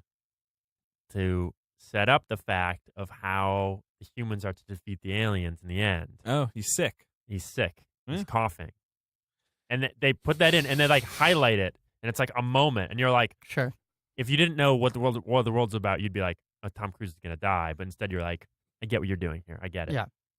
We should also, he does have the aggressive baseball, the aggressive scene of playing catch with his son, where they're essentially whipping a baseball at each other at 80 miles an hour. Yeah. The son hates him. The He daughter wears a Boston Red Sox hat to fuck with him. And then he turns it around backwards. Yeah. He does it. Justin over-the-top Chatwin moment. is abysmal in this film. It's one of the worst performances in any Steven Spielberg film I've ever seen. It's one of the worst performances he's ever directed. And Spielberg, generally a good director of actors. Well, it's just the character is so surfacey, and the performance isn't adding any layers to it. The performance feels like a guest star on a TV show. Like Saved about by a the Bell, it's like rebellious the teen. bad kid Exactly. in school. Yeah. Like, I am racking my brains trying to think of like an equally harmful Spielberg film performance. Well, because I think any other Spielberg movie with a bad performance is Maybe- at least bad in weird, ambitious ways. Maybe Catherine Zeta-Jones in The Terminal, which we have talked about. Or I was going to say Julia Roberts in Hook. But Yeah, that's you at know, least I bad, like she's trying shit that really isn't working. I would say that performance almost underrated because of its reputation as like one of the worst things Yeah. that's ever happened. What but- about Harrison Ford and Crystal Skull? No, come on, he's all right. No, I'm just guys. I'm trying to be a I see. culture critic here. Oh, sure. Okay, so they're en route to Boston. I'm like lost in the weeds of like trying to think of. Yes, Yeah. they're on. He- Miranda Otto and Timmy Kevin are on the route to Boston. He wakes up On from the route. nap. Kevin, make love to me in that turtleneck, as I do every night. He wakes up, Justin Chatwin's gone, right? Where the fuck did he go? Then the lightning starts happening. Which is, I mean, I love that so much of the action in this movie is just noise, Yes, maybe Yes. some light off screen. love it. It's so scary, the lightning storm, and all it is a bunch of flashes. You could basically stage that in the 1950s. Yeah, and what I love is this section of the movie starts really milking the terror of watching a bunch of strangers all reacting to the same thing in confusion. Yes, because this is one of the first big budget disaster films post 9/11. Right. And Certainly. so this is, I mean, to me, the definitive blockbuster 9/11 movie. This is what 9/11 this is what New York City felt like on September 12th. there's a lot of imagery of people on the streets, Yes. looking up at the sky. It's actually like a haunting and creepy movie to watch. It's really effective though. It is. Yes. No, it is. It That's what I'm realizes it's saying. better than any other movie I've seen that Before or tries to since. weaponize the 9/11 imagery. And a lot of good misinformation stuff of just like people being like, what's going on? I have no idea. I Yes. think it's terrorists. Yeah, I they think it's shout, this." is it the terrorists? Yeah. And like, he's like, something's attacking us. Like, you know. Also worth noting, the first shot of this film, aside from the Morgan Freeman stuff, is a shot of New York City, no towers. yeah. Well, It's the see, first that's- shot is just like that part of New York Yeah. in a way that feels very intentional. Yeah. Yeah. No, that Like it's Southport. Spielberg has at this point talked about it, right? Like, I mean, Yeah. he made it with that intention. Yeah, 100%. But there's like the storm's the first thing to happen. The overwhelmingly terrifying cloud up in the sky. The right? weird cloud, then the storm. Amy yeah. Ryan next door with her toddler. All these sort of A parallel lot of wire backyards. alarms in this one. Right, but all these, it's this row of houses that all have these tiny gated, Yes. backyards, Yes. and you see everyone Under the Bayonne Bridge. right yeah. stepping out and looking up at the sky, and it's that great thing that I don't see other movies do, but that like gets at what it actually feels like when the shit's going down and no one knows what it is yet, which is people trying to decide whether or not to be scared yet. Right. Yes. Like their And first instinct isn't fear; it's like it's sort of Is- confusion what's and going on? interest. I Should mean, we because he be- goes Yeah. there. You got Rick Gonzalez, who I think is such a wonderful little actor, and One of I my love it when he favorite pops character up. He's actors. he really is a great character. I don't know what happened to him because at this period of time he was on a roll, and then he sort It's of when he starts showing up and stuff. He was in Reaper, which he's great in. oh yeah, Talk about TV that time forgot. Yeah. Yeah, Tyler Labine, baby. That was 7 Tyler Labine shows ago. there's a lot of Tyler Bean Yeah. shows out there. They go to look at this, like the lightning strike, and they're all gathered around it, and the cops are kind of doing that thing where like, I don't think anyone should be around here. I don't know what this is though. Like, you know, like no one really Right. knows how to react. I'm saying like back up, but I'm not really enforcing it. That image, just that thought of that it's cold is really Yeah. cool. I also Cruise plays that kind of well, where he's like Yeah. sort of tossing the Yeah. rubble between his hands. Yeah. Oh, it's so creepy. But even just the thing where all the cars are stopped and Yeah. you just see the Because there's also streets- been like an EMP blast, Right. essentially. Yeah. And people are doing the thing where there's a couple moments where it's like everyone like takes a couple steps back and then takes a couple steps forward. It's like they're like at one point they're hiding behind a wall, and then they step forward. It's like no one knows. And then one of the moments that I think they do really well is so we're in a period of like action movies, right, where everything is like this giant thing, the entire planet, the entire world, a thing the size of this. It always doesn't feel that scale. No, right, yeah. When the ground buckles. Oh, yeah. Oh, God. That whole thing. And the church gets taken down, like, yeah. But like when the ground bubbles, yeah. It's done at a speed and a simplicity that makes it feel that size and that scary. Whereas like, you know, in Transformers, things like that, like it feels fake. It feels like toy cities. Mm-hmm. And then here it's like, oh no, this thing's giant that's coming out of the ground and it's scary. And you're only getting the perspective of what these people can see. So you don't get those establishing shots that are hard to swallow where it's like, and now we zoom out to exactly outer space where you see the thing up against like the southern hemisphere. And you still don't know what it is. Right. You haven't seen it. And then they have a moment where, you know, the church falls over and it's very 9/11 building crumbles. Not just that, but just the sort of the dust in the air and like the, you know, the crowds of people who are kind of like, you know, should we run? Like, you know, like that like you're talking about, that weird thing of like, am I think scared? there's also one of the first like shaky cam action things where it's like really reminiscent of like 9/11 on the ground, people filming it. It's like ground level, shaky camera, dust everywhere. And it's like, Janusz, my man Janusz, love to talk Janusz. He talked about it. Everything in this film was shot at eye level. He did not want to do much, like, you know, like especially in those scenes. He likes to shoot at eye level. He's doing his bleach bypassing and stuff. He's got the lens net, he's got his classic soft and his pro mists on and there. And it's super fucking grainy, this movie, It's so too. grainy. Like, it's weird now to watch a big-budget studio film that isn't insanely crisp. Like, now, that's the thing. Now that's what we're big so budget inured to that implies Marvel is look of, like, sort of, you know. Well, it's all digital now. Right. Right. Well, that's right, but it's all this, like... Not Stevie, though. Not Stevie, right? Yeah. No. He's He's still shooting on film. Yeah. But this is like such a film movie. But they do like, so Janusz Kaminski is famous for his lens netting, which is where you literally put like a net over the front or back of the lens. I mean, he did it on Bridge of Spies, right? He still does it. With that, he gets that weird sort of, I don't know how to describe it. You can probably describe it. Where it looks like the image is bleeding. Well, the highlights start blooming. Right. And so like anything that's bright, and like this is what like classic soft does, or Pro Mist do similar but different JD, things. be on every episode. love Just it. talk to me about lenses. Yeah. And I it creates different so blooms. Fucking hot. So classic softs and Pro Mist will give you more of a radial bloom, and the netting you pick up this sort of there's a word for it that I can't think of right now, but it's like it picks up the netting and then the highlights start to bleed. And here they do it so much so, especially in those early scenes. in the early scenes in a big time. But what it does is that it takes away some of the like it takes away some of the realism and makes it more fantastical, but without any effects aside from that, so that it still feels grounded. Right. It doesn't feel like you're watching a newsreel exactly, but it does. You're right. It does. I just looked over to Griffin. He's got the mic in his lap. He looks like Paul Giamatti in fucking Barney's version. He looks like this like disgruntled Jewish academic all of a sudden. I was just so entranced by all the lens talk. JD talking lenses. Yeah. My dick gets hard, man. Yeah. It's the best. Well, we can get into all the lens talk. We can talk. You know, Let's talk about the lenses in the other movies. Tiffin Pro Mists are glass, What the hell but is that? originally I they're love based on whatever they're called that were like the plastic versions. And the plastic versions would scratch, and so then they make the glass version. Tiffin made the glass version and then Schneider has their classic softs. But then you get similar. You know, listen, we can get into all the. Can you do an ASMR podcast where you just talk lenses? We can just get into lenses and filters, dude. Janusz, he does like comedy shit, right? He do some shit with like the He did Funny People. He did Funny People. He did Pineapple Express and stuff. Or something. No, he didn't. That's Tim Moore. Oh right, you're right, of course. But he did Funny People. He did another weird one. He did some recently. like jokey sketch with Seth Rogen one time, right? Like on like the yes.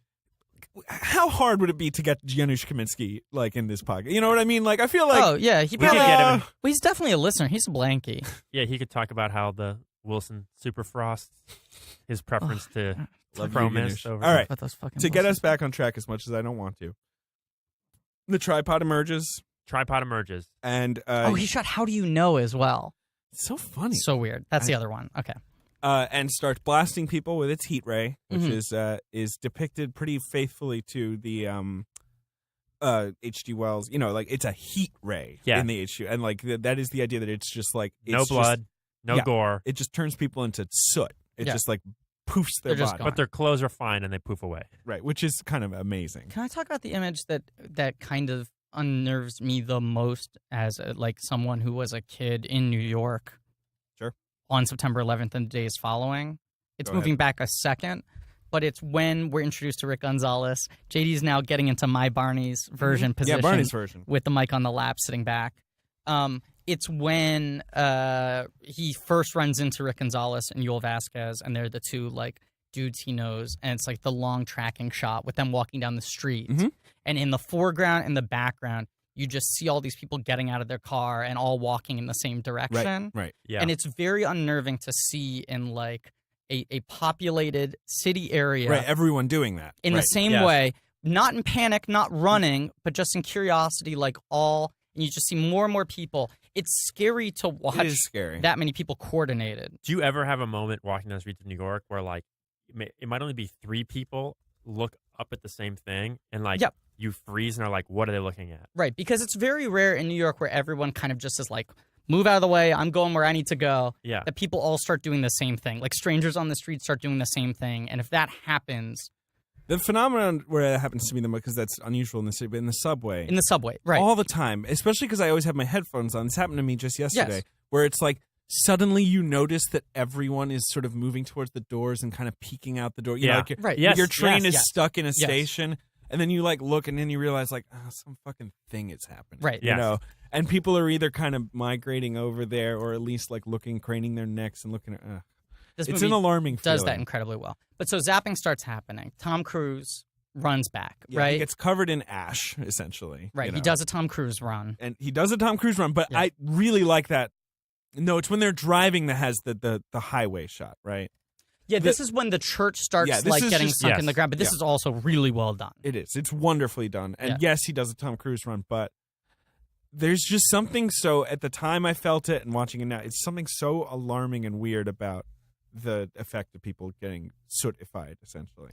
Yes, because also they do a thing where like Tom Cruise interacts, or we see the person say and then they go, and then they disappear. So it's like Larry Veneto, especially that thing, Yeah. which happens a little like a second later. But the car mechanic guy, it's often not a nobody. It's often someone that like you're introduced to for a second, and then they get disappeared. So that you're like, oh, I like that person. Yeah, and the difference between this and Independence Day, which is a film that's obviously incredibly indebted to War of the Worlds, especially the novel, is that in Independence Day things get blown up. We don't see any people die. We just see like engulfing flames, take down the city. This movie's This very movie, focused on people people are dying. being killed. And that's the focus. Buildings, like, that's the primary exactly. focus. Buildings are kind of being hit in the like collaterally, but not really. Like it's people are being blasted. And I would say the scariest moment of the film also has nothing to do with the aliens, which is the river of bodies. Car scene.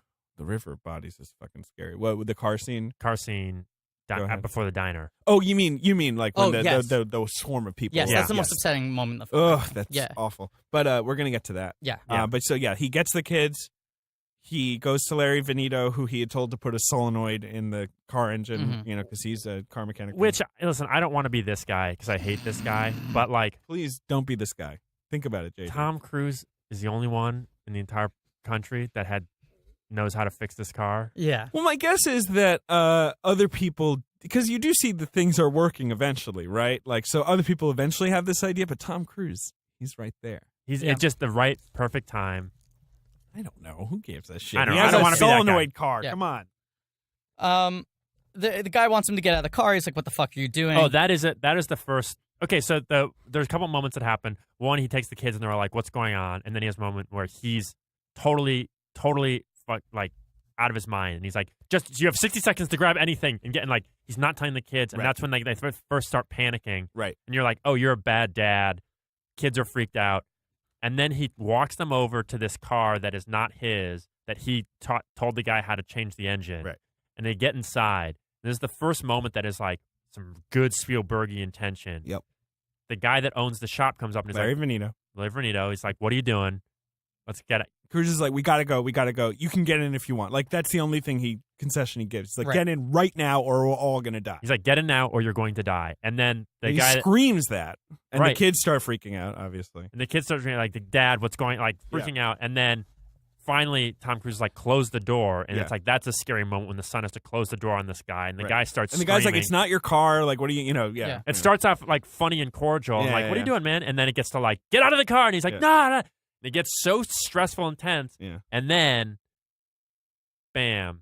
In the rearview mirror. Yeah. Yeah. We should say that noise the tripods make is great. Yeah. And I want to say that noise the tripods make, I believe this is the first time, I think it's probably happened, but this is the first time, like the modern zeitgeist of action, we have that noise in everything now. Yeah, the sort of the Inception Brahm Yeah, or whatever. Yeah. But you're saying this is the initial This was the use of initial time when it was used. You might be right. I'd be interested to delve into the history of the sort of reverby, like bassy noise as a signifier of something terrifying. You should write that piece. History of the I've Brahm. always wanted to write history about of Brahm. the history of the Brahm and the history of girls who jump onto men's necks with their legs and snap the neck and then like fall down. Because that is a move that was not a thing. Yeah. And I think Like the Scarlett butterfly Johansson in Iron Man 2 is 2, the I first think one to that's do the it. original. And then it's like 4 films a year, there's some girl who knows the move of like, oh, I snap your neck with my legs. Like, it's not as if it's presented like it's like, oh, well, if you study That move, this, yeah.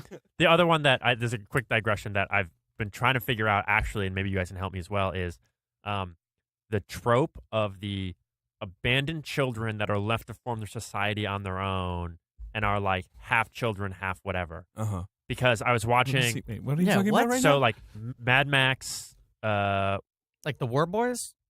Yeah. Okay, so. Wait, what tangent are we on here? Because we are barely into this movie. I know. But okay, so Hook, The Lost Boys and Hook. Sure. Skateboarding, wearing stuff made of wood and sticks and twigs. And they have right. a language and a thing that's built on childhood ideas. Yeah. Similar in the Mad Max. I think it's Thunderdome. That's not Thunderdome. Yeah, it's Thunderdome. A Road Warrior with the feral kid? No, it's Thunderdome. Thunderdome you're talking when he about, meets the people that crash in the plane, it's all kids, and Sure, they wear sure, twigs and all sure. this stuff.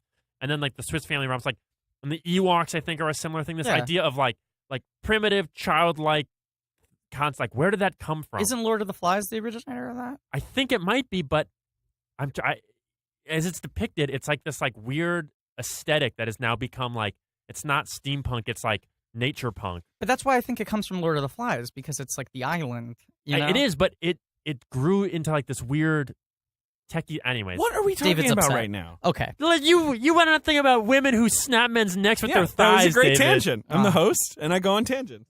A co-host.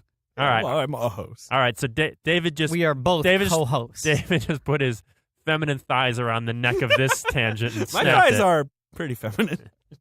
if we're talking about Shapely, certainly. Okay, so we're back. We're No, back. I'm sorry. back. I'm sorry. I had lost the We're Okay. back. So Look they're for, in the let's car. Look for the history of the Brahm on David It's a Sims. good idea, right? No, but the Brahm shift's interesting because it moves from what had previously been like just bombastic, like what's the most noise you can make, to like what's the most ominous, unsettling noise you can make. It's not about blowing out your eardrums. It's about like just throwing you off center, Yes. which this movie does very effectively. I mean, it's just Agreed. like you're just uncomfortable the whole time. And in You are. in comparison to something like Independence Day, none of the destruction looks cool. It's all upsetting. Apart from maybe that one shot of the highway getting turned over while they're driving out, which I think is an extraordinarily like well realized piece of special effect. I think it's awesome, and I also think it's terrifying and really upsetting to watch. But it's kind of cool. It's the Yeah. right. The one it's kind moment, of cool. the other moment that I think betrays that idea also is right before this moment when he runs back to his home. Sure, He's the running cruise run. past this Yeah. explosion. Everything's falling away. And then he gets to his house and his kids are like, What's going up? on? What's going on? Something Dad?" happening? And it's like, Yeah. if Tom Cruise just ran from those explosions, like, You could hey hear it. kids, you could hear those. That's true. The internal logic of these things are, but whatever. It's very Yes, fluid. exactly. I I'm not guess, worried about it. you It's know, fine. but- It doesn't hurt So the they movie. get They in get the in the car. We Dakota talked starts about having a panic attack. we talked about Dakota's work in that scene. And It's there's wonderful. that long It's shot, great. and that's So very good. good. Yeah. And Chatwin's okay when he's with her. I would say. Yes, I think he's he good with plays her. also weirdly. I think she's a strong performer, and so she helps him ground himself. I agree. I also think it's just not what you expect from the movie Yes. right then. So it's just like sort of a heartening and interesting thing to see. Mhm. Yes. Like, and That he's got a language with her that he cares about her. exactly, Yeah. and that the movie's kind of like giving you a sort of like, look, like they know their dad. They because like the scene where Chapman wants to leave, where she says like, who's gonna keep me safe? Like, right? The movie doesn't even cut to Cruise going like, oh, I'll I'm keep hurt you by safe. this. Yeah. That's an assumed, like, we get why she would say that. That's not, like, we get why she would think, I need Justin Chatwin with me. Yeah. Because this Tom Cruise guy, so far, C- at best, not so good. Yeah. He had the solenoid idea. Yes. No dad, no thank you. No dad, no thank you. There's a T-shirt.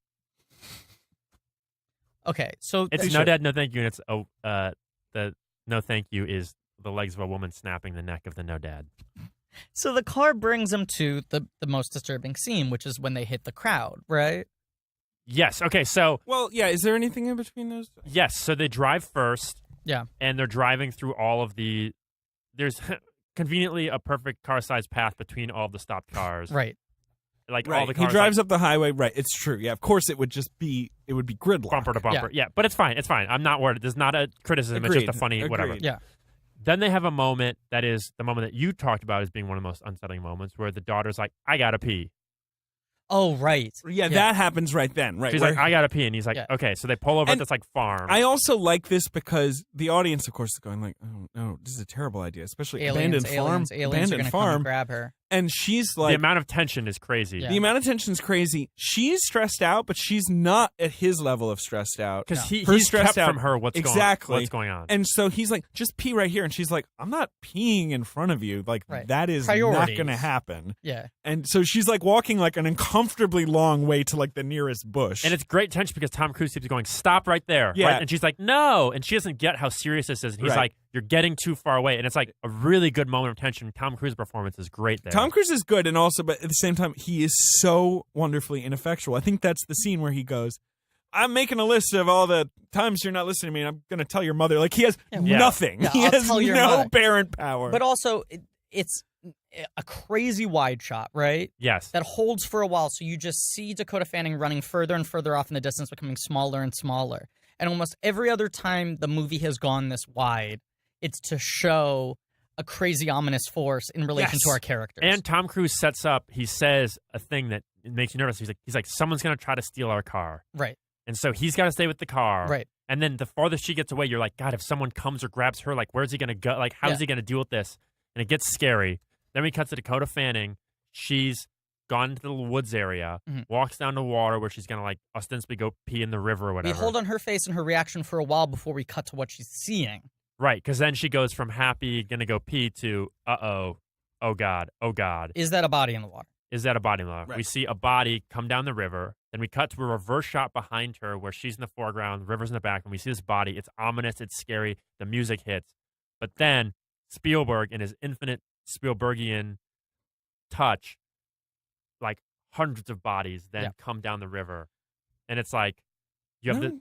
I'm trying to think that. And that's not the plane. When's the plane? That's so they go from here, comes then they next. drive to the house. yeah, right. Kevin's I'm trying not to piece it all together. Kevin right. and the mom aren't there. Right. Yeah, So then the explosion happens. Like, this isn't lightning, this is something else. right. Then in the and that's- morning, which they is the walk plane out. and it's the crashing. plane. But so those people, right? So those people aren't from the plane. They're just The reporters who went The there to cover reporters. the plane. no. I'm sorry. I meant the bodies floating down the river. That's just They bodies might floating be. down a That- river. Who knows? Right. Who knows? No, because that happens next. The But they plane's might be still from the flying. plane. No, Oh, yeah, you that's sure? right. The plane's still flying. Yeah, the plane crashes. That's Plane what- crashes when they're in the house. Remember? 'Cause Oh, there's right, all right, the- right. Yes. But so then the moment that happens right after this water scene, which is a great moment, Mhm. this is handled perfectly. It's like it's like a short film. When they say like the best scenes are scenes that themselves are a film. Sure. Girl at the water, a body, oh my God, then hundreds of body. Like Yeah. it's just like this makes short. overwhelming. Like, oh, you have Yeah. you're out of control. They come back. Then they set the seed for the story arc that I don't need or want for this movie. That I would, if I could edit anything out, I would. The military drives by. Oh, right. Yeah. I mean, I agree. Suddenly, the son starts going, take me, in a way that's like, Now, Wait, what? Now I want to speak. Now I think there's an interesting thing here, and it plays into the whole 9/11 narrative, where he has this sort of unfocused rage. He's a teenager. Yes, I've heard and this. he wants read to on it. direct it, against Yes. the enemies, and of course that's what America was doing right then when this Right. movie's being written and made. We got to I go think to it's war. not a bad idea. But it's undercooked. Yes. Chatwin certainly doesn't sell it. Like when he's like, "Let me go with the military," the audience is certainly my reaction is like, "What? They don't need you or want you." And it's also like, wait, what are you going to do? You're going to like jump the inside, military be like, still give me looks a gun? professional. Yeah. They don't look like some ragtag group that would be like, "Sure, kid, here's a gun. Come on." And this is also the first time the entire film, up until this point, we've seen him be proactive in any way. Yes. He's mostly like, I don't want to fucking do it. I'll write That's my paper true. later. Yeah, it's a weird turn for him. And the daughter, it's like him dealing with Dakota Fanning just feels like him just relating in one moment rather than him having any burning anger or desire to fix the situation or whatever. And then it's not picked up again until the fucking moment where the movie falls apart. It would almost work better for me if he was like, Dad, let's get in the car. Let's follow them. Let's help them. If But he's trying to lead the charge before this. instead, he's like at the side of the road trying to convince the soldiers driving by to let him on their. It's like the logic doesn't make sense at all. It doesn't make sense, and his performance it doesn't seems support to it. exist, like you say, just to plant the seed for him doing it later. Right. That's the scene where she says, "Who's going to take care of me?" Then you go to. Then they drive. That's when they then drive the car to the ferry. And I would say the Hudson Ferry. Dakota Fanning's performance there grounds that, because that scene did not work for me. But then when she's like, but who's going to take care of me? I Like, know, it's like, oof, it gets you in the gut again. But here, I want to keep us moving. Okay, so plane crash, which you can see if you do the Universal. Yeah, you can go to that Hollywood set, right? studio Is tour. it cool? They bring you through on the tram. It's awesome. It's Yeah, fucking I mean, it's rad. an incredible set. did you see that look up the thing? And they go to Kevin's house, Kevin and Mom. Tim. Yeah. Yes, but yes, yeah. Let's call him Kevin. Sure. And, Kevin Tim. They go to Kevin and Tim's house. Yeah. And they sleep there, and Tom Cruise is still a bad dad. He doesn't have any food. They make peanut butter sandwiches. She throws the peanut butter sandwich at the window. Yeah. I like that. Because she's allergic. She's been allergic since birth. Yeah. Since when? Since birth. Yeah. Okay. But that to me is that's a good family moment. I like Agreed. that. Yes. The frustration of the fucking kids need to eat. They don't want to eat. Yes. 'Cause Yes. They're using that like tiny power they have, which is to refuse eating. I like this movie's use of sleep and naps in order to jump ahead in time. Right. Yes. So then they sleep, and then suddenly the lightning starts happening again. Okay. Or so you think. Yeah. And it's the plane crash. instead We it's a talked giant about thing, it, it's a plane guys. crash. Oh right. I guess also that's where the news crew. The news thing people, they happens. give him some information. So for the first time, Tom Cruise has a slightly larger sense of what's going on. Yeah. And she has that fucking zinger about, like, were you in the crash? No. Would have been a great story. But we have to point How out do you this feel? about this. I don't love that. I don't either. But this plane If it crash. bleeds, it leads. Yeah. Tom Cruise walks up from the basement. We think we're inside the house. Camera pulls out. The Yeah. house destroyed. We don't Great know what shot. it is. We go to a wide shot where we see a giant, like, 747 strewn about. That shot cost them, like... It must so have cost millions of there's a dollars. detail in there that I've read that was just getting the old out-of-commission 747 and transporting it. Just the transport cost them $2 million. That's amazing. That makes sense, though. I mean, like, think about it. And then they separated it themselves, and Right. then wherever it was, and then built houses around it, because that's the 747 is so gigantic. And this film had a very long shoot. I think it was like a 70-day shoot or something. Like 75 days. Yeah. or something like that. Yeah. I think, yeah. It was like Spielberg always says, like, because he hates the idea that this was a rushed movie, like the sort of press Yeah. idea. The He was like- pre-production was rushed. Exactly. The He's like, shoot was look, it was my long long. shoot. 3 you know? months of pre-production. But an interesting thing about this movie is this is the first movie where he embraced George Lucas's previs tech, Yes. you know, rather than I think 'cause he storyboards. had to. Exactly. There was no other I think choice. Spielberg, who was making Revenge of the Sith, was finally like, look, it's faster, you know, like, And I so think- that's one reason this could all happen. I think also the fact that Spielberg was able to do it and deliver a movie that felt fully realized from an effects standpoint, was cohesive, set a really bad standard in Hollywood where they're like, oh, we can greenlight this and have it out in 9 months. Which is like Spielberg could do it because he like fucking good call. was ready for it. I think you start to see more and more rushed blockbusters after this where it's like, pre-visit, and then we'll figure it out later. Yeah, right. And right. what Previsit I- without a script, essentially. Right. Yeah. What I like is that it's a set piece so large and not action driven. No, not at that all. the You don't even studio- see the plane crash. No. And that the Yeah. studio had to go like, listen, we promise we'll use this for something else later. And they like turned it into its own exhibit. And it's Yeah. like, It's fucking like the centerpiece of the tram ride. imagine making a movie with a set piece so big that like the studio was like, this has to turn into a theme park ride or else Yeah. it's not a good idea. I think it's also helped the false notion that this was the most expensive film ever made when it came out. There was this idea that it had cost $250 million when it didn't. It cost like half that. They were also very secretive. It cost They were very $125 million, secretive. Yeah. and the big thing was that It said half that. both Cruise and Spielberg, They took points or whatever instead of no no upfront salary. Right. Well, Right. they made a lot of money. A lot of money. We'll Which get to We'll get to. Okay, so now they're on the road. They end up in this town. So, anyways, the son's driving. This is one of the best moments of the film. Agreed. And the son goes like, "Uh-oh." Dad wakes up, and he's like, "Okay, keep your foot on the gas and let's switch." They switch drivers. So Tom Cruise which is a now cool, driving. Right, yeah. Which is a cool moment because it's one of the first moments where Tom Cruise is like, "I'm going to be in charge of this moment." Why don't you drive? Trust me. I don't have a license. Never stopped you before. Hard cut to seats are flipped from the same angle. It's Right. darker outside. Tom Cruise is sleeping. Right. So now they're driving in, and we see that there's like people everywhere, and it's the way they shoot this is so good and so great. And It's like a zombie attack. there's a cool thing that I was reading about how Janusz Kaminski, they used like tons of different types of light so that it felt like chaotic, and they felt like they have like flashlight lights, incandescent, fluorescent. So like you have all these mixtures of lights, so it just feels unsettling and like chaos is.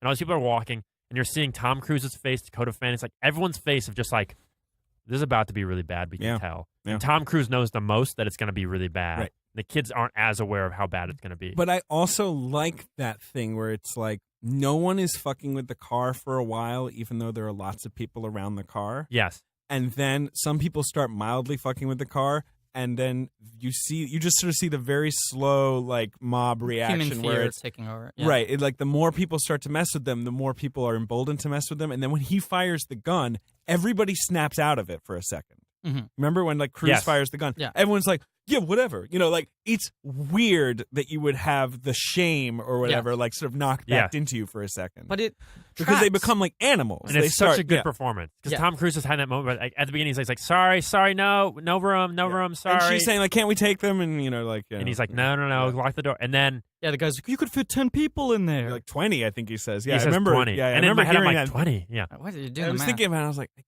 you know, anyway. And then there's a moment where someone gets on the hood of the car, and then Tom Cruise guns it, and then suddenly it gets more physical, and then people start pounding on the car, And then and they someone start breaks the throwing glass, things, and then it right. like gets fucking crazy. Yeah. The guy is trying to rip open the glass. glass That's open. one of the His scariest hands images. are bleeding. And There's a guy grabbing onto the glass. broken Yeah. glass, cutting his hands up, trying to get inside. Yeah. It's really And- really alarming. And then Dakota Fanning is inside the car while the brother and Tom Cruise are fighting. And then people start piling into the car, like crushing her. Right. And Tom Cruise is seeing this happen. And that's when he takes the gun out and shoots it. Yeah, he shoots the gun to get her, not to get get her. the car. Yeah. And then the guy puts the gun to his head. And he's Right. like, drop the gun. Tom Cruise does it. I'm Yeah. taking the car. I'm taking the car. And Tom Cruise is like, give me my daughter. Tom I need Cruise my is like, daughter. I just I want need my my daughter. daughter. I just want my daughter. Yeah. I just want my daughter. Which Yeah. is like, that's one of the best moments because character change stuff happens. Yep. Like, he's putting his family first. He's like, He is, but I mean, also, I do think it's one of those things where he realizes, like, yeah, yes, can't. have I'm the not going to car. win. Yeah. I'm I'm not not going to going to win. win. And then you see It's a the car liability. being consumed, basically, Being by the con- mob. And then Yeah. the scariest moment is that they go inside this diner. The mob consumes the car, and then you just see this like this actor gives one of the best performances. He's like some weird, dumpy looking dude that like walks up, sees the gun Tom Cruise drop, picks it up, looks at it, and has this moment. Then we cut back to the diner, and then in the background while talking to the Through diner, the windows of the diner. through the windows of the diner, you see like the mob of people on the car. The car starts pulling away, and then all of a sudden you see that guy wearing the yellow jacket that we know just picked up the gun, walks towards the car, bam, bam, bam, bam. You see the person in the car die, Yeah. and then everyone, and then it turns into chaos. Right. And you're like, oh my god, society is falling Right. apart. This is it. This is it. This is the end times. And It's great. It is great. Yeah. And then we move to like an orderly boarding of the I of think the ferry. to me this is the line. Yes. In the Yeah, movie. because I was going to say like it's an odd shift I agree. because after that you feel like great, like chaos Right. has taken hold, and then we cut to He runs into, is it Jodie Benson? yeah, I think? believe that is Jodie Benson. Yeah, Voice to of Ariel, the Little Mermaid. Really? Plays his next door neighbor. I believe it's either Jodie Benson or Julie Warner. I get both of them confused. I think it's Jodie Benson. Anyway, carry on. But to me, this is the moment where it feels like we hop the tracks from this grounded film about Yeah. people observing society collapsing in the wake of disaster Right. into an action movie. Yeah, so I mean, I think that the And there's a the- couple other moments later on that I think return back, but this is the line to me where it's like All the right. plot. We got to move forward because we're running out of time. But I think that the harbor the ferry scene is good. the I think first it's scene's good. but it's- really it's intense and well done, and like I like the escalation of it. It's just neither of the two actresses I thought it was. It's Lisa Ann Walter, who looks like Jodie Benson and Jodie Warner. All right. But to me, what's different about it is that now Tom Cruise, they're the main characters again. So like, if the first half of this movie, they wouldn't have made it onto the ferry. But here it's like, oh, they're the last ones to make it, and you're like, okay, now it starts getting a little fantastical, a little bit like Tom Cruise is the hero. He becomes Mark Wahlberg in Patriots Day, where it's like, how do you make one fictitious character who's at the right place at the right time, experience all surviving. these things. Yeah. So anyways, Great Patriots Day shout out 4 months after it came out. From us. So then Just saw it. anyways, fast forward, they get on the ferry, they get across this. I mean, I think the ferry scene is impressive because it's that thing where the soldiers then have to. The sight of the tripod makes everyone go from orderly boarding of the ferry to madness. Yes. The soldiers have to keep them back, and you're thinking like, but these soldiers are gonna die. Like if I was a soldier, I'd just get on the ferry. But it feels like fucking Titanic. Exactly. Yes, it's a Titanic moment, and they have an awesome shot where it's the ferry and everyone looking up, and then on top of the hill, the tripod. Yes. It's like It's so a well great composed. shot. Yeah. It's so cool. But then they take down the ferry anyway. They take down the ferry. The thing comes from the water, which Yeah. is sort of cool. It is cool. And then they're in the We water. forgot to establish that. The news reporter shows him the tape and shows him specifically that the things are coming down through the lightning. Yeah. And going into the ground to That's awaken their ships. transportation to that get to were the ship. buried I don't underground. think we needed any of that. No, apparently that Personally. was literally just Steven Spielberg being like, it's boring to do an alien invasion. He I want- want it to be that they were already here. He wants to flip the visual iconography and not have them come from It above. makes not much sense, No, except it's for so convoluted. you can have some idea of like an ancient aliens kind of idea where it's like they seeded the Earth Yeah. and they left these things there Which I like that. to turn us and to breed us to be food. We were like a food essentially. farm. Sort Yeah. of like the Jupiter ascending, or Sure. it's not completely They were outlandish. waiting sci-fi until there idea. were enough of us that it was worth coming back. Because like what for we them. learn is all they're doing is harvesting our bodies and turning us into red weeds and Drinking blood, drinking baby. us up. I just don't think we need the still image of like the alien waving at us in the lightning to be like, I- hey, I- this is how we got into the I ground. agree. Yeah. I mean, I don't think you need the news reporter scene at all. It is interesting that Janusz Kaminski, who's famous for like his fucking pools of light and everything, this is the one movie where they use light as a signifier for like danger. True. Where it's like the flashes of the lightning, even when they're in the car. Like it's like anytime there's a bright flash of light, it's not a stylistic flourish. Yeah. It's like this is something bad happening. Yes. The darkness is safe in this Yes. movie. So anyways, they end up on a hill, and then the tripods are fighting the military, and then there's this moment where the son opts to join the military.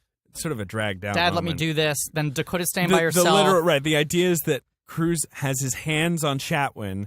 You can't do Dakota's this. like 50 paces behind him, and these other people are going to take her because they're afraid Where's your that daddy? she's been Come abandoned. with us. You can't be alone. And he makes this like Spielberg like really concentrates on him letting go of Chatwin As to he go get army her. crawls away. It's a very It's the odd. performance is a little it doesn't match. It's a visually cool that there's like something happening over Yes. this hill and we Yes. can't see it. The tanks are rolling in. There's like missiles being fired. We don't know what it is. We just see light and flashes and noise. Now, famously, they were I don't know. really secretive about this movie. Yes, like it they was were. like They- top secret. And everyone was like, "Is there some crazy twist?" They And didn't the- show the aliens. the- No one knew anything The about poster was just like an old fashioned like Ben-Hur like War of the Worlds block letters Yeah. like it's a statue. it. Right. So everyone thought, like, are there some weird, surprising elements? The movie's pretty straightforward in terms of plotting, It right? is. It's very similar it to plays the out. H.G. Yeah. Wells novel The War of the Worlds. Yes. It just made contemporary and set in America instead. Yeah, a couple characters get merged into one character. Right. That's about it.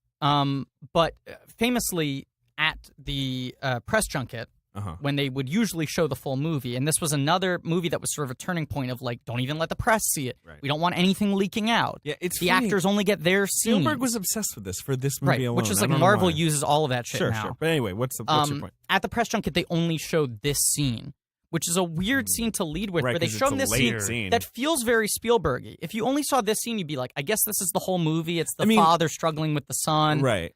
It's the vague threat over the hill. Yeah. But it's like, then you watch the movie, and the It's a first scene half that is doesn't like, have a huge amount of bearing on the overall film. No. no, and it doesn't feel earned. It's just to kind of get Chatwin out of the action. Like, And- it doesn't even really have a huge emotional beat. Not at all. The problem is also the logic doesn't make sense. It's like, what are you gonna do? You're gonna run unarmed behind these tanks, like that are clearly losing. Like, I don't get what the kids. Again, if it was like there was some ragtag group of people that are like, grab a gun, help us.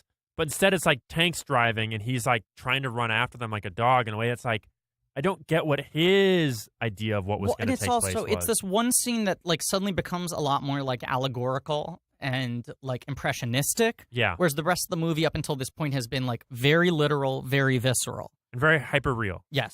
I agree. And this is where the movie gets not that. He chooses Dakota Fanning, and with that decision, I feel like the film also starts becoming visually much more straightforward. Like, say for some of the basement stuff, I think it starts getting a lot less washed out. The colors become like a lot more conventional. The grain structure, I think, even like goes away. Here, you want to know why that is? I think because we enter CG world. Yes. Okay. All right. You know what I mean? From here on out, there's a lot more CG. A lot of ships, action. a lot of aliens, a lot of probes. Okay. So, anyways, And this I want next to talk part, about the aliens. this next part, I think the plot stuff to me doesn't matter as much.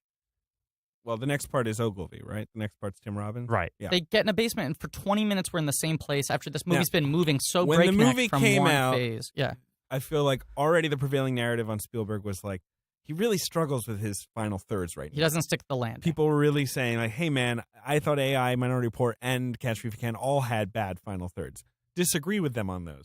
Agree. I agree with them on this one. I agree. Yeah. And it's bad. I was This is Tim excited. Robbins coming off his ill-deserved Oscar for Mystic River. That's another factor at play, is like He's given his Mystic River performance like ×2 or whatever. And he was a runaway train throughout the entire season. It was like Robbins is just cleaning up. And he got all the awards, and then I feel like 2 months after he won, everyone was like, wait, is that performance bad? Everyone was like, he's the worst actor in Mystic River. It was like an immediate backlash. It is easily the worst performance in the film. But and he's swept not a bad up actor. that season like uncontested with good competition. He won every single award, Yep. and then the backlash was immediate. So by the time this came out, people were like, oh, fuck, he's doing the same thing.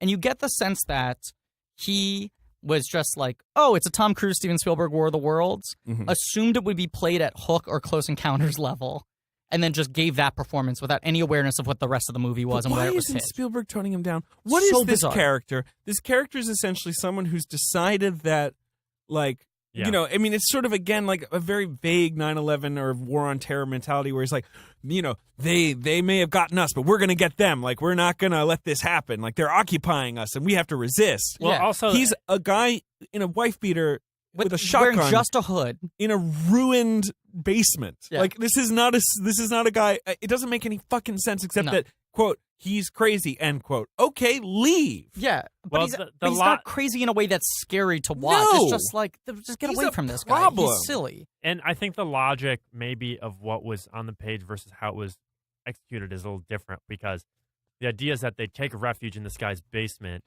and then they think that this guy's trying to get to safety and they learn out that no, this guy's trying to camp out here to fight them from the inside. Yeah, Right, he's like, and Tom he's like- Cruise, you and me, let's fight together. But the He's problem like is it's, digging a tunnel. yeah, Like, the problem is it's not like says Shawshank Redemption. it's not like a bunker that you would feel safe in. It's just No. the bottom floor of a house. Right. And it feels like the kind of thing where it's like, Tom Cruise, wouldn't you just keep running? Like, Yeah, just why get would away you think that you're Now, safe this here? is Yeah. in the book, It doesn't feel Yeah. safe. at least in some They form. combine two characters, but there is this sort of And there's the passage, book, yeah. and the book and the original movie, I think, has the whole scene with the eye Yes. snake thing, Which is which I think good. is fun-ish. it's him hitting one of his greatest hits. Like Yeah. it's him playing, you know, the hit single of like the Raptors in the kitchen, you know, Minority Nod. Report with the spiders. Yes, which is a much Yes. better version. But I think here's when it starts getting into like, okay, we're no longer in this like hyper real look at what it's like. Like there's a moment when like The they're mirror. hiding behind a mirror, Right. and then Dakota Fanning slips, and the thing sees The her shoe, foot, yeah. and then Yeah, it it's goes very around the corner, Spielberg. and then it's Yeah, just they're the boot, gone, and they're and- gone. It's like, wait, so now Okay. they're doing like madcap, like It's All right. Spielberg Here's clever. me. I'm Yeah. gonna speak up for this scene. Okay. For something about the scene, and I like the aliens, which I know JD doesn't like. I don't know what your take on the aliens is because we see the aliens. We I'm see the maybe aliens. between the two of you. I would rather you didn't see the aliens. That haven't been said. I like the way the aliens are executed. I love how inquisitive and playful they are. I like when the you thing with see the them. bicycle. I like the thing Yes. with the bicycle. I like the way that the eye moves. I like the sort of weird, like, just reversal of them, where it's like, no, when they're in their ships, they're just, an occupying, like, brutal force. But, like, yeah, there is something. It's not even, like, likable. It's just, it's creepy. They're Yes. like, weird little fish people that come out and they're like, interesting, And I then don't, yeah. and it goes like, and they're like, oh, yep, time to Yeah. clock off, get Time back to- in the Get tripod. That's back my in, signal. yeah. Yeah. Better suck up some more human blood. Yeah.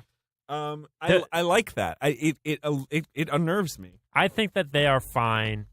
I don't like CG aliens. I don't like seeing the motion of CG aliens. I don't like when it's like, oh, they have to have like 4 legs and walk like this and be really slender They have and 3 legs. slimy. They have 3 legs. Right, whatever. The tripods. They're tripod creatures. Right, of course. But like, I don't like the like slender, shiny CG alien thing. Sure. I wish we had seen them less. I really like their faces because I think a lot of them. There were some times where they had some practical faces, but I just for the most part don't. I don't need you to show off how these things move and walk in CG, especially when it's like shiny body, full. It just feels like you're not going to land it, so don't do it. My 2 favorite executions of an alien species in recent cinema history, and I would just say like 21st century as recent cinema history, are Arrival and Edge of Tomorrow, which I both think make the smart decision to like move as far away from humanoid as possible, not give them faces, so you can't read emotion onto them, and they're just weird, interesting organisms. I would say I love the alien design in Edge of Tomorrow so much. I think it's that a cool is so design. frightening when you see them. Yeah, Attack the Block. That's the third one. I said 2 and then immediately thought actually there's 3. That's the third one. Attack the Block. You don't see them, and when you do, it's hard to see them. What a great movie that is. But I think all 3 of those movies do Such that. a good movie. In Edge of Tomorrow, they move so fast it's hard to see them. In Arrival, they're usually behind fog. In Attack the Block, they're mostly at night in the darkness. Right. Like, and all 3, they totally avoid any sort of recognizable face, humanoid forms, so it just becomes like a weird force. And I think the other one is Paul. That's the 4th one. One of the worst films ever made. One of like quietly the worst films ever that made. guy's got a weird career, huh? Greg Mottola? Greg Mottola, yeah. But the alien loves smoking weed and has a lot of funny jokes about inappropriate. Yeah, David, he's chill. But he's a chill alien. But David, he's a Okay. chill alien. There are a few moments in this basement scene that are cool and rad. Isolated moments. The moment when Tom Cruise is like, if you have anything to say, you can say it to me and never speak to my daughter. Good little moment. It implies a lot more without being sinister. Because that could have been a very pedophile-y whatever. Yes. It implies all of that with just a line and a performance by Tom Cruise. I think the POV shot of him putting the blindfold on her Yep. Yes. I think that's good. is good. Even though I don't, again, Like what think happens it right after totally that. earns the murder thing. No. It just doesn't feel like it has much of an effect on Tom Cruise. But I like that Yes. moment in and of itself because there's a hard cut to you're looking at Dakota looking straight at you. I'm with you. And you hear the voice saying like, okay. Yes. And then what happens next? I mean, next, They kill just him. They ends. murder him. And Right, they murder and they just him. leave. but And then then no, there's just one more set piece, which is, them Right. getting kidnapped by the tripod. the moment when Right. Dakota Fanning is missing, though, is pretty good. I guess so. I I like would- it. He runs outside, and it's like, oh, this thing, the She gets person that grabbed. Yeah. the person that he chose to protect, Right. he's She's gone. lost her. Yeah. I think it's good. I mean, And the visual, the studio, like obviously they shot this part in a studio where it's like the red everywhere, and it's like it just that the is look great. is That's- so when he exits the house, scary and it's just another quiet. The veins are another everywhere. nice way for them to advance time a little bit. Yeah. So it's like when he comes out, the world is just covered in these red weeds. Yeah. And it's so really good. quiet, Yeah, and it's no, just like great. so creepy. It's the end of the world. It feels like it feels like, and now I'm realizing something that they, Stranger Things, the whatever other universe thing, The upside down, the Upside Down, Yeah. where it's like this. more like lamer things. Okay. Is it more like Lamer Things? Yes. Okay. Yeah, it's interesting, but then we get to Then we get to my least favorite part of they're the movie. both caught in the net. They're in this like cage underneath the ship. It feels very similar to Teddy and David in the net under In the moon ship the in moon AI. thing. Yeah, There's the a similar rising thing moon. where the ship collects robots and But, they're I all mean, in this cage I underneath do like it. Dakota Fanning has shut down. Yes. Like her brain no working no more. Like Yes. she's just catatonic. And that is a cool moment of tension where you see a person get sucked up into this like very organic like. yeah, a butthole. It's a Butthole. butt. It's rosebudding. What I like is that it feels organic and it feels like, ooh, you don't want to be pulled in there because then you just get drained. I'm Yeah. fine with it. I guess this set piece just. yes, I don't like the set piece. I also Oh, don't look, like that he they're finds in the a. vest full of grenades. I don't like that they're inside a cage outside of it Yeah. because also the bars are wide enough that you can slip through it easily. And I'm Right. like, I don't want to. I don't mean this in a crass. I'm not doing a bit, but it's like if you're trying to indict the 9/11 9/11 thing, right? like, Don't you have them jumping out? wouldn't you? If you're in this thing, you're seeing people get pulled up to be Well, like I people mean, would be jumping yeah, out of but this But thing. it feels like the movie has dropped that What- at this point. what It feels this- like it makes a second act shift into trying to represent the chaos of like, should we go to war? Should we fight? But it doesn't do it well. But the thing is, it's like, yeah, maybe it's Cap, maybe it's Spielberg or someone, but essentially, it's like, no, we need a like punch the air moment here. We need a hero moment. And right? then what I don't Because like, we've decided to stick with the ending, which is just, and then they got sick, and that was that. You know, like, you know, So Which- Tom Cruise defeats this ship, but he didn't defeat the whole race. The but rest at of the race least you just get died. like a hey, you know. right? And that's what I don't like. He turns into a superhero here as he finds grenades, yeah. and then The army guy's like, I got your back. he gets the attention of the thing sucks him up. What I don't like again is we see someone get sucked up into the machine and get turned into blood, and then Tom Cruise gets sucked up, and then everyone tries to save him. It's a group effort in the cage, and I'm like, yo, how come you guys didn't try to save the first guy? Well, Tom Cruise got star power. I think it's yeah, true, but also the military guy sees that Tom Cruise has the grenade not belt. until after, I don't think. I think he does, but it's a little confusing. It doesn't Yeah. matter. I mean, I think that's the implication. He gets But out. also, if you saw he had the grenade, wouldn't you be like, oh, good, this guy's gonna, while he dies, he's gonna save the rest of us? Right, suicide You wouldn't be mission. like, let's save this guy. You'd be like, Yeah, you'd be get that guy in there. Let's He has a make sure he grenade. gets the but grenade. Push him in. It's a good little here when he has the pins. Sure. It's great, but it's a different movie. I agree. Yeah. I agree. It's Okay. a completely different And then movie. the thing explodes, and then we don't and they go to Boston. But then you don't sell me on like the thing collapsing. And it's like, you guys all fell from 100 feet in a metal All right, cave. JD, you're being nitpicky And then now. also No, but it's- simultaneously. you're being nitpicky. No, the movie is so real for the first half. Agreed. And then it turns into like, No. We have been forgiving the movie. don't wag your finger at me, I'm David. wagging my finger. Oh, boy. We have been forgiving the movie for the first half, like, you know, the van just drives up the highway. Sure, Okay. sure. You can forgive that shit. I don't care about them surviving when the tripod falls down. I just don't need the tripod thing at all. Like, That's what I'm saying. Yeah, I'm just saying so many aspects of it to me are like, just don't do it. I agree. Don't do it. I don't like that him pulling off his hero moment of like making the butthole swallow the grenades is simultaneous with the aliens also catching a cold and dying. That's like, Agreed. here's your victory, and also your victory was the last victory we needed because everything else has been solved by itself. I almost just want, because I think it's good that Tom Cruise gets the tiny hero moment of Yeah. noticing that the birds are landing on the tripods later. Oh, right. Where he's like, the force field's down. Look, the birds. Shoot. That's a believable hero Just give us moment that for much. a blue-collar guy. And then the army, you know, Actually does does their the stuff. thing. He just noticed. And I think the ending of the movie is actually nice. I just think this movie would be a goddamn masterpiece if that middle, you know, bit that we've just discussed was just different in some Okay, way. so I don't like the ending with the brownstone. Here's I what, like the ending with the brownstone. I have 'cause one I like the adjustment. ending with the brownstone if Tom Cruise is pretty ruined.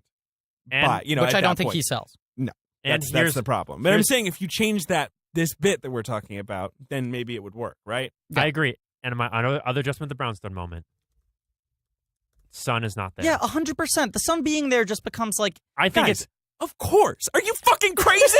Nobody on Earth, 100 bajillion people would watch this movie. Every single one surely would come out and be David, like, calm why down. is the sun there? David, calm It's down. the worst thing in the world. Yeah. It makes David's hand no motions sense. there. You didn't bring are it up. Muppet-esque. Ugh! You're acting angry at us I for bringing hate it up. it. No, I'm not mad at you guys. You guys are great. Oh, I love you. I love you guys. So I love you mad guys at so the much. movie for doing that. It's Yeah. like, who does it help?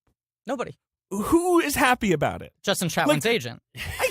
Even he happy? Is even Justin Chatwin's agent happy? Yes, 'cause he's because his agent wants two worlds. Yeah, right. Sure, fair enough. They're back. They Yeah. were even deeper underground. No, it's like, who walks out in there and is like, good movie. You know what I really loved was that the sun didn't die That we or didn't whatever. Like, that it's never explained to us why the sun is the somehow sun fine gets to Boston but before them.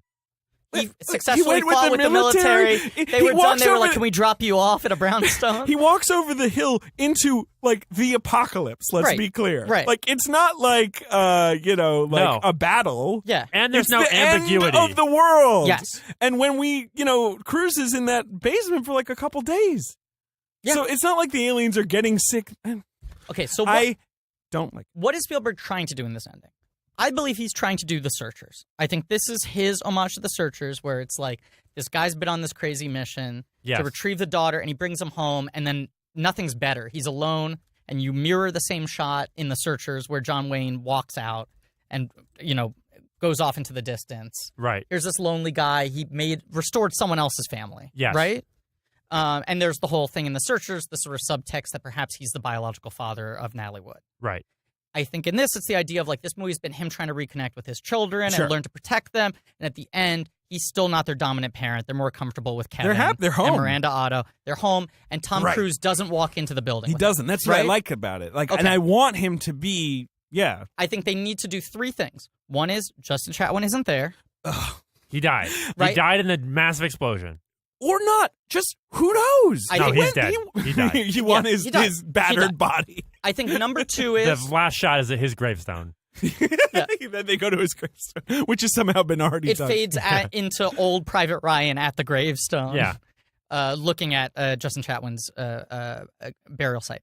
Sure. Number two is I nailed that one. Good job. Number two is I think you don't just end the movie with Tom Cruise standing outside of the brownstone. You end the movie with Tom Cruise walking away. That's probably fair. I would do that too. But I mean, and I feel like And number There's three a- is you sell that arc more up until that point. There's a movie where when he kills Tim Robbins, Yes. it's the right thing to do, but his daughter can't look at him the same way. Yes. The movie And he- botches that emotional beat. And he's been ruined by it too. Yes. Yeah. And like, so when you do that, you know, you could even have it where it's like that happens, they exit, the aliens are getting sick. Yeah. And you have that moment where it's finally like, you see the tripod go down and it coughs. I do like when it coughs up all the orange soda and the alien like falls that. out. Diarrhea. But the idea is at this point she can't. Yeah. They've been ruined as the world has been. I think it's essentially two movies. The first half is just this like almost like docudrama. Like this is just what it would feel like if you were in the middle of this and you had no power and you were just Right. anybody. And then halfway through, it starts acting like it's paying off an emotional, like distant father. It's the the Spielberg divorce kind of cloud that hangs sure. over everything, except from the perspective of the father who's desperately trying to hold on to his family. right. Yeah. Except Which the first is- half of the movie wasn't that. Yeah. And aesthetically, what was interesting was just the set What pieces did in Tom the moment. Cruise see in this? I have no idea. Well, Because like again, if the movie ends that way, maybe I can see Tom Cruise being fired up about it. Right. the last line should have been Tom Cruise walking away, and then he stops. He sort of gives a laugh, looks just left to camera as he says, "I guess they're wrong when they said this was a Mission Impossible." That would be good. And then he pulls off his mask, and he's Ethan Hunt. He's Yeah. Philip Seymour Hoffman. Yes. No, Dun, I, dun, I would dun, like dun, it dun, if he went looked at them and he was like, huh. Then he was like, Justin Chatwin, how did you get here? Yeah, right. Tell me everything. I was waiting for that too. Of like, What's the holy story, shit. man? Yeah. Can we get 20 minutes? Yeah. What kind of a fucking crazy time did you have getting here? Yeah. And also like him being like, did he tell you that I had to fight these guys? And she, oh my, it was I mean, I this killed is Tim Robbins. Yeah. He's like, this could be a movie. What I just went through could be a movie. This could be a movie. Yeah, and Justin Chatwin's like, hey, I wanted to kill Yeah. Tim Robbins after he won that Oscar. He I- does say that because Justin Chatwin was very vocal at the time Yes. about that. Yeah. But I do think it would be good if every movie ended with the person who's the star of the movie saying, "This could be a movie." Yeah. Like, just Yes. just sitting This was down and crazy. like, this is a really crazy. We thing should that sell happened to this me. as a movie. Hey guys, JD Amato from the future here. The Benducer was kind enough to edit this audio file into the episode because I just needed to come clean about something.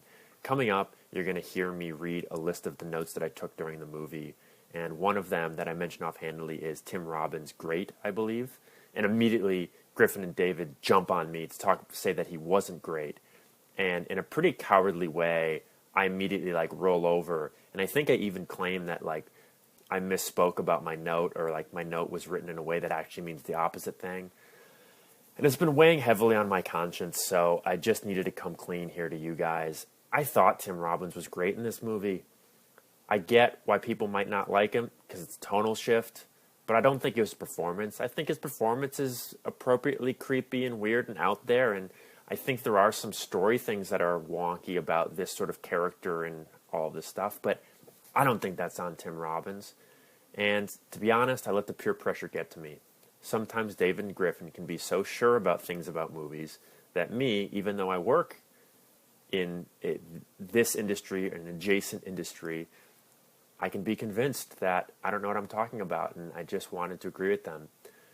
But I'm taking a stand. I'm not letting the peer pressure get to me. I was a coward when we recorded this, and I let everyone jump on Tim Robbins, and I should have defended him. I thought Tim Robbins was fun in this movie. I get if you're not into the performance, but I thought it was fun. I think this movie's fun, and I just had to come clean. David and Griffin probably will never hear this because I don't think they listen back to the episode. So as far as they know, I agreed with them, but I'm here to tell you guys that I don't agree and that I'm here to defend Tim Robbins. And I'm embarrassed about my cowardly behavior coming up, but I wanted you guys to know the truth. Anyways, thanks, Ben Deucer, for putting that in there. And listen, guys, we can all succumb to peer pressure, but we all have the chance to make it right. Now, back to the episode. JD brought notes. So do you have anything? Yes. You want to cover on your note sheet? There's one big. I mean, my notes are: cried at First Chaos, cried at Boat, CG aliens bad. Tim Robbins is great. Tim Robbins is not great. What's that? Tim Robbins is great. Not in this movie. To me, it was. Oh, you just like Tim Robbins? My note was Tim Robbins is great when he comes on screen, and then then it all goes away. Yeah. I mean, this is the thing. Most I love of Tim Robbins. My big in note so was many other Shawshank movies. is one of the best performances of that decade. So Yes. great in Shawshank. So great in Hudsucker Proxy. Oh, so yes. wonderful in The Player. Uh-huh. Like so many great Tim Robbins performances out Yeah, I mean, Bull Durham, motherfucker. there. Tucker, a Man in His Dream? He's not in that. No, Jeff Bridges is in that. Yeah. My High Fidelity, he's unbelievable. my final Very note, good in that. Patchouli Stink. Get it Sure. out of his store. My final note, which I wonder if you guys agree. I have a whole theory that I want to get into. Okay. Bad credits. Agreed. Odd credits. Really bad. Bad What's with fonts. those? What's The with movie those? ends, they cut to it, and it is a silver glimmering font over a starry background that odd. says, written and directed by Steven Spielberg. Or, like, directed by Steven Yeah, Spielberg. yeah. Right, because No. this movie's bookended by fucking Morgan Freeman Freeman narrating. literally reading from like Orson Yes. Welles' Right. text. Cells or in whatever. water. Yeah, Yeah, right. I think it's from the book, actually. Yeah, it is. But then, if they just cut to almost like a more subtle Spielbergian cut to black, Yeah. directed by, but instead it's like this like 2005 era Spider-Man style ending credits thing. Or even like the opening credits of like the Richard Donner Superman, where it's like Yeah. Starry Night and these big like shiny letters that are like flying towards you. Yeah. Because I have one of my big theories about, I wonder if I had mentioned it on this podcast before, I'm sure I have, is that one of the most important moments in any movie The is first credit. the moment it cuts to black. Yeah. There's those 5 seconds Yes. where those 5 seconds determine if it was a good or bad movie. Mm-hmm. And that's why I think Me and Netflix Griffin are like, Agreed. Netflix is one of the basically like done one of the greatest crimes against They film. have. Yes, Agreed. they have. Is that it cuts Where to it's black, like you're, and then you're suddenly it in the recommends catharsis. Yeah. And then it cuts to it's like, don't you want to watch the Ridiculous Six? Yeah. No. It would be like if you. I want to see who the key grip was. Yeah. It'd be like if you just romanced your love, Yes. and then the moment, Wow, JD, tell me some more. the postcoital, the first postcoital moment, it was someone being like, "Hey, do you want to do that again, or do you want to do something else? What do you want to do right now?" Well, and It's also, like, yeah. no, let me sit in this moment for just a moment. I love that moment after sex where it's like, who's gonna say the first thing? And what's it gonna be? You said sex in a really. Because I don't like also, talking about sex. nobody wants to hear us talk about this on this podcast. I know that's why. Let's get the metaphor out of the way. That's why I said it in that voice, Well, because I started saying it and I was like, wait, no, I don't want to describe myself having Guys, sex in any way. we're not Guys, get- we've been on mic for a while. Okay, we got to yeah. play the box office game. Well, do we Okay. have anything else that we want to talk about? I think you're 100. Look, the worst crime this film perpetuates is Yeah. Justin Chatwin's alive at Credits. the end of the movie. Right. Second worst crime, probably the credits. I God, just, third Tim Robbins. Netflix, just have a feature where you can delay it the amount of time that you want. but maybe Tim Robbins being bad in this movie was good because everyone agreed he was bad, and then weirdly that was the end of his career. Yeah. Like, am I wrong? He's done some he's- solid supporting performances. I wanted to come back in Well, this is good form. Maybe I guess it was the end of that Sure. thing he's doing Sure. in there. Oh, Box I, office game. I also read something about this film that the costume team created 60 different versions of his leather jacket. Yeah. Yeah, I read that too. That's fucking insane. What are they? Yeah. They also said there's this thing where Dakota Fanning's character has like a unicorn purse that's tied to her jacket. So Yeah, I that's saw the that. one semblance of like comfort for her. That like she holds on to it throughout Sure. this cast, and I don't think you I don't ever remember. clearly see the I unicorn don't remember purse. that thing at all. But I read 2 paragraphs of the costume designer talking about that as a decision. Well, I mean, good And for that costume The same as designer. the purse, so was Justin Chatwin's Junko jeans. Yes. Okay. Box office game. This movie came out the Independence Day weekend of 2005. July 1st, 2005. It was Okay. a 4-day weekend. I was living in Boston that summer. I was interning at the Boston Phoenix, and I would see a lot of movies by myself. It was 2005. 2005, that summer. I saw like every movie released that summer by myself at the AMC Fenway, and this was one of them. I was working as a counselor in training at You were Bucks at the Rock summer Creative and camp? Performing Arts Camp, Mhm. and I had to be taken out by someone else's parent to go see this movie at the New Milford Theater. Did you see it by yourself or just with the I parent? saw it with a group or- of people. Okay, it was a I group. think the parent dropped us off and then I went was- and got lunch somewhere else, and then we saw the movie. I was 19. You were probably like 16. I would have been 16, yeah. What about you, JD? That was before my senior year of high school, Mm-hmm. and I was at I think that was probably the summer where I was at the New York University Ooh. Summer High School Filmmakers Workshop, Hey. meeting people who would become my friends and collaborators for the rest of my life. You know, I did that program the following summer. Mm. Yes. But I did it in the animation side. Mm-hmm. And Did you in the meet- animation side? Yeah. Really? Yeah, Did that's you when I meet- thought I was going to be an animator. Did you meet? You know, I was an people- animator at NYU. Yeah, I know Guys, guys, Who's your guys, professor in that? Matt, what's All right, his last name? Enough. Okay. No, basta. Did you meet your friends and collaborators forever at this summer workshop? No, but I did meet Chris Cookson, who's a very loyal blank. He has you written into our love show Chris before, Cookson. avid listener, great guy. But other than that, I've never talked to anyone else. I like David brushing this off. How about we have another reference to when you lived in England, David? Why don't you? didn't Oh, bring why up don't you England. humble brag somewhere? I didn't mention living in England once. This whole episode. I know. I'm just saying that's I was some I was living in Boston when this film came out. David's always bragging about living in England and having one of the elements of girlfriend. this podcast is you describing It's an exactly element- where in England something was. It's an element of my damn life. I mean, Okay. that is anyway. Box office game. I believe this film makes just about $100 million in the 4 days. It made $112 million in its opening weekend. which is, 250 total. It got 250 total. 234 total. Oh. And 591 worldwide. So it essentially did 50% of its domestic in the first 4 days. Yeah, it opened huge. Yeah. That's a good point because in the next weekend, Fantastic Four comes out. Yep. War Oh of the my god, I Worlds. forgot about that. War of the Worlds actually, it's a fair drop, 53% drop. It's not like a terrible drop. No. It makes 30 million. But obviously. that July 4th corridor was its main area to shine. For sure, and it did its job. I mean, it's a nice big opening. 112 mil. Now, because of both Spielberg and Cruise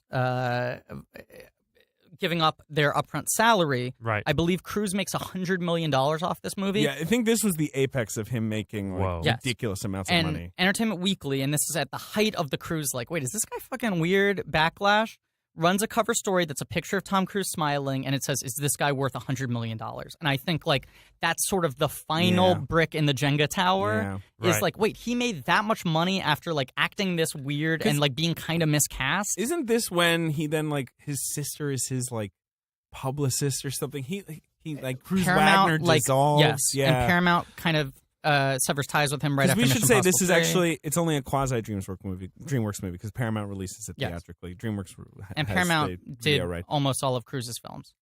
So okay. Okay. Number 1, War of the Worlds. Number 2, it is a sequel. No, sorry, it's a reboot of a franchise that had been number 1 for the previous 2 weeks at the box office. It's a reboot of a franchise? Yes, it has made $154 million. Batman Begins? Correct. I saw it like Oh, 3 wow. times in theaters. Cruise and Holmes. I saw it like 3 times at theaters. Still my favorite of the Nolan films.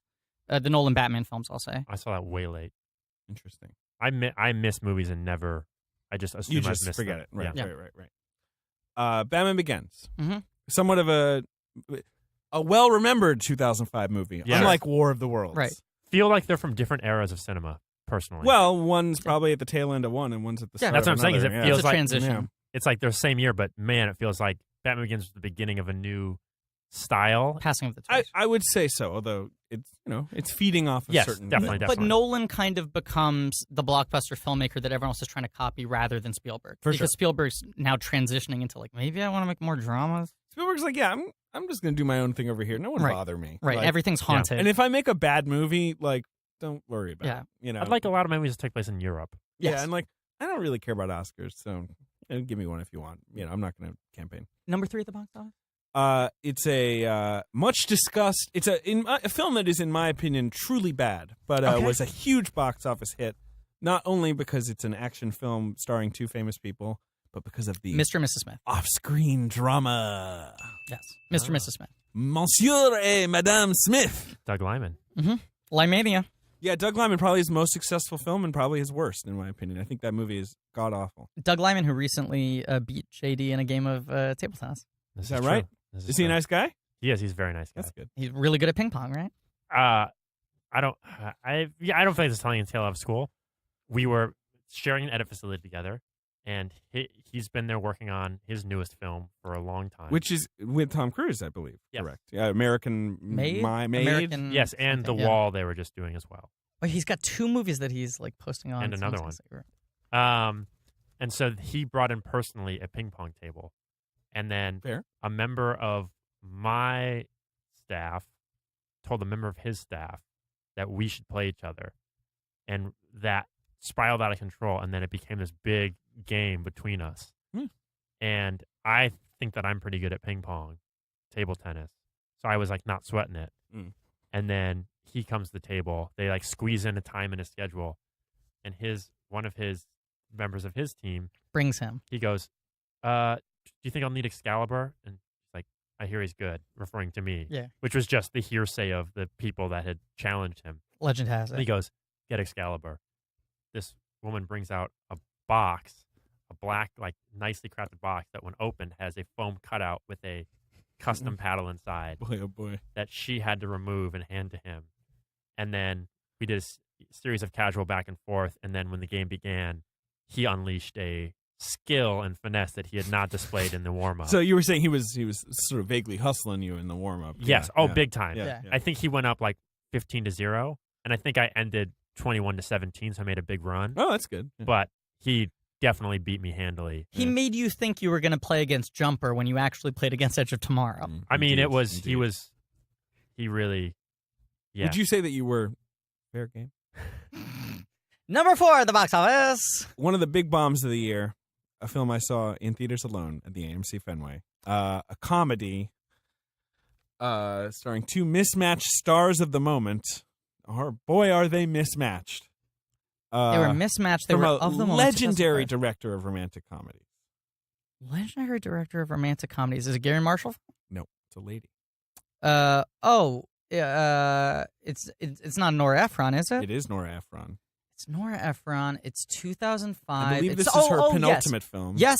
It is Will Ferrell and Nicole Kidman in Bewitched. What an idea that was. I- A film in which posits that the TV show Bewitched starred a real witch, Right. and that in remaking it, they will also cast another witch played by Nicole Kidman. Yeah. Which is almost the identical plot to like Child's Play 4.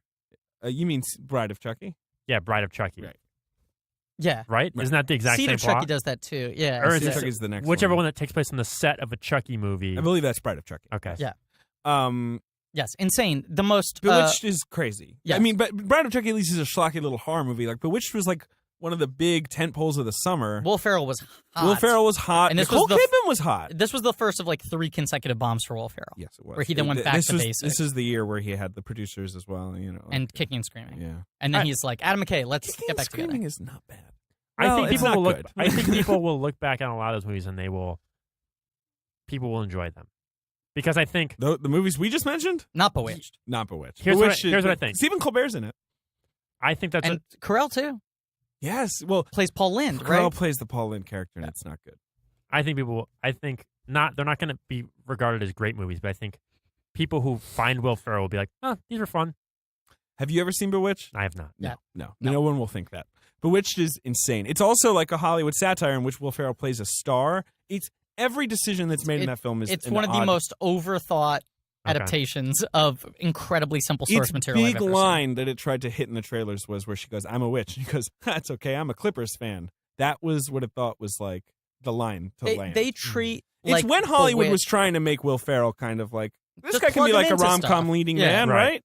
He's a plugger rather than like the creative force behind his movies. Right. Is he Jim Carrey rather than like Woody Allen? Right. Not that he's Woody Allen, but like Will Ferrell has to have a voice in his movies. Agreed. That's when his films are best. And Number number five. 5 film at the box office is Children's film, another sort of reboot of a children's series starring the teen idol, teen star of the moment, and Michael Keaton.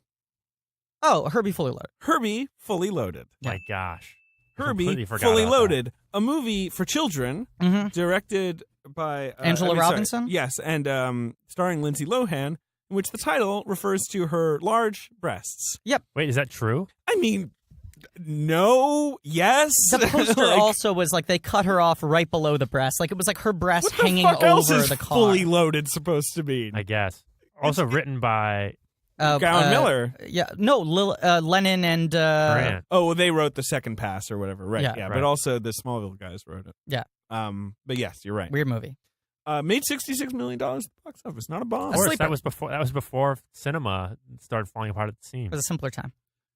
And so other movies up there, you've got Madagascar, Oh, great. Ooh. the original. You've got. Longest Gosh, Yard. it's so crazy. Aren't they still making Madagascar movies? Yeah, they'll never stop. Are they? Yeah, I there's think a they fourth. are. It's crazy. There's a fourth in Well, development. it's that thing with animation where they kind of get the ball rolling on a movie and then no one cares, but it's too late. I You know, could we rant got the about ball- Madagascar. Don't get me started. And the on actors, it. don't want the to. actors don't age. You can just keep making Yep. them. Also in that movie, Rebound. Who remembers Rebound? Oh, Martin Lawrence's Rebound? Martin Lawrence coaches like a girls' like high school team or something. No, it's mixed. It's boys and girls. Good. It's not even the You Ladybug know what? premise. You know what? Good. I'm It's glad. progressive. Crazy. Also in there, you've got a little film called Star Wars Episode 3: Revenge of the Sith. Which I have we- still never seen. They made a third one? They did. Apparently, they did. I forgot about that. The Longest Yard, Yeah. Land of the Dead. Oh, Remember that? yeah. Hey, do you guys remember when this podcast was about you guys having never? I remember when I just made that reference to it. Cinderella Man. Cinderella 2005, Man. kind of a crappy year. Yeah, it was a bad year. A couple good movies coming out at the end of the year, but the summer was... Oh well, there's a Yeah. movie in this in number 14 at the box office called Crash. I feel like that amounted to something. Weird. Crash. Weird. This was a weird year, huh? Yeah. Me and You and Everyone We Know. Oh my gosh. Remember Yeah. that? That's Fucking- like the most 2005 movie in a way. boy, is it? Yeah. Yeah. Pooping back and forth forever. Right. Well, What a JD, bad movie. thank you so much for being on the podcast. Thanks. And now we're gonna talk about Terrace House, right? Yes. God. This So is this JD's new is- favorite TV show. So okay, so episode one No, of no, no, Terrace no, no. House. We're totally out of time, JD. Check out My We're Brother, My totally Brother out. and Me on CISO. I was promised time for Terrace House. Oh, right. That was just our way of luring you back in here. Listen No, you 12 Hour wanted- Day. Yes, thank you. My brother, more than me. 12-hour day. Gethard Show, every episode available on YouTube. Yeah, check out New York Story on Netflix. Season 2 of Gethard. Yes, New York Story on New York City, Netflix. the I Colin need to Quinn watch special is that. phenomenal. Thank you. Season 2 of Gethard, man, it was great. Thank you so much. Should be watched by all. Season 3.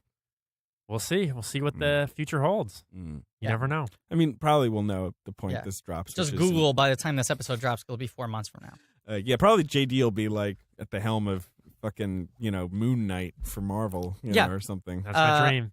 Okay. Moon Knight. Moon Knight's your Yeah. guy. Griffin will be filming The Tick. Yeah, deep into it. Yeah. Producer Ben, any final thoughts? No, guys. You sound sick. Oh no. Okay, and Ben, dub that over with your sick voice. Thank you for listening. Please remember to rate, review, subscribe. Yes. Next week we'll be talking about the film Munich Yeah, that's right, with Todd Vanderwerf. with Todd Vanderwerf. We can promise a guest because we've already recorded it. Damn right. Every other time I've called a guest, Steven Spielberg, man, what a moody little bastard he is. he's in his Making blue War period. of the Worlds in Munich back to back. And by blue period I mean milky gray period. Sure. But yes, thank you, listening, rate, review, subscribe, go to the Reddit, what have you. And as always, can you talk about lenses a little more, JD? Yeah, JD, just give us a couple more Just lenses. a couple more lenses. Is there another Spielberg movie where you like the lenses? I mean, you can. We can get into the lens talk about Spielberg, but also his use of motion. Ben, put some easy listening music under this. Use some motion. Keep talking, JD. So Janusz Kaminski, when he thinks about cameras, it's all about the point of view of what you're watching. So Okay. when you're thinking about lens choices, right? You want to figure out. those lens, Yana. You want to figure out if you want something that matches the human eye or something that gives you sort of more of a dynamic approach that is make it selecting dynamic, the baby. things that you want. So that's why when you do I'm interested. non-digital intermediate work, because this film, actually War of the Worlds was a film where he didn't want to do a digital intermediate pass. He wanted to do all of it through actual bleach by press and things Right, like right, that, which right. sharpen it a little bit more. Yeah, right. Because bleach by press will get a little sharpened. That's it, yeah, right I then. think Yeah, I mentioned exactly. the bleach pipette. Yeah, exactly. But then he does things like the in-camera netting, which gives that bloom that a lot of people will now do via DI. Which But isn't see, as good in your It isn't as good because Yeah. you miss the tactile fabric of I human agree. nature. so fucking hard. And if you do, so the difference is you could put a net on the back of the lens or on the front of the lens. Now the fear is the front of the lens, that light can catch the net, and then you get no more artifacts of the net showing up in your image. Whereas the lens, if the net's on the back, it fades in a little bit more. You don't notice it much. So you like it on the back? Well, it's a little choice. It's a choice that you can make. Everything's a choice. You make a choice, and Giannis, he'll put it up on the front sometimes because he's not scared of that. He's mobile. That's why if you go back and in this movie, Versatile, they call it. this movie, not mobile. in this movie, there's a moment when the first I think he is mobile. He can walk. when the tripod makes a big explosion noise when they're in front of the church in the beginning, Uh-huh. you can see the net, baby. You see can that see the net. All You right. see it, I'm going to cut you off there, JD. I could do this all day. and then I'm hungry. Okay. But go on. no, I don't have anything else to say. Okay, good. Bye, everybody. Okay, so here's the question before we start. Like, I know you're recording now, but Yeah, it's fine. But here's the question before we start, like, doing it in earnest. We involve Ben a lot in the podcast. Yes. Do you want to not be invoked? I am happy to be invoked, guys. Will, right? Will is my name. Okay, cool. Intern Will. Okay. Or what can happen too is you can respond, and those will just be the lines that Ben has to ADR and put in later of himself. Yeah, I like that. Yeah, Yeah. we could just have him overdub what be I fun. say Okay, with cool. his voice. Ain't that right, Ben? It's like, yeah. I could do my Ben impression. Let's try all of the options. Let's see what works best, okay? I think it's sort of like a Singing in the Rain thing where it's like you fill in and then Ben will record over exactly what you say, but in a voice that is more befitting of the exact tone. Yes. Right. Okay, and then the note here is to place this whole conversation at the end of the episode. Right, as is tradition. All right, let's Right. go. Okay, Let's ready? go. This has been a UCB comedy production. Check out our other shows on the UCB Comedy Podcast Network.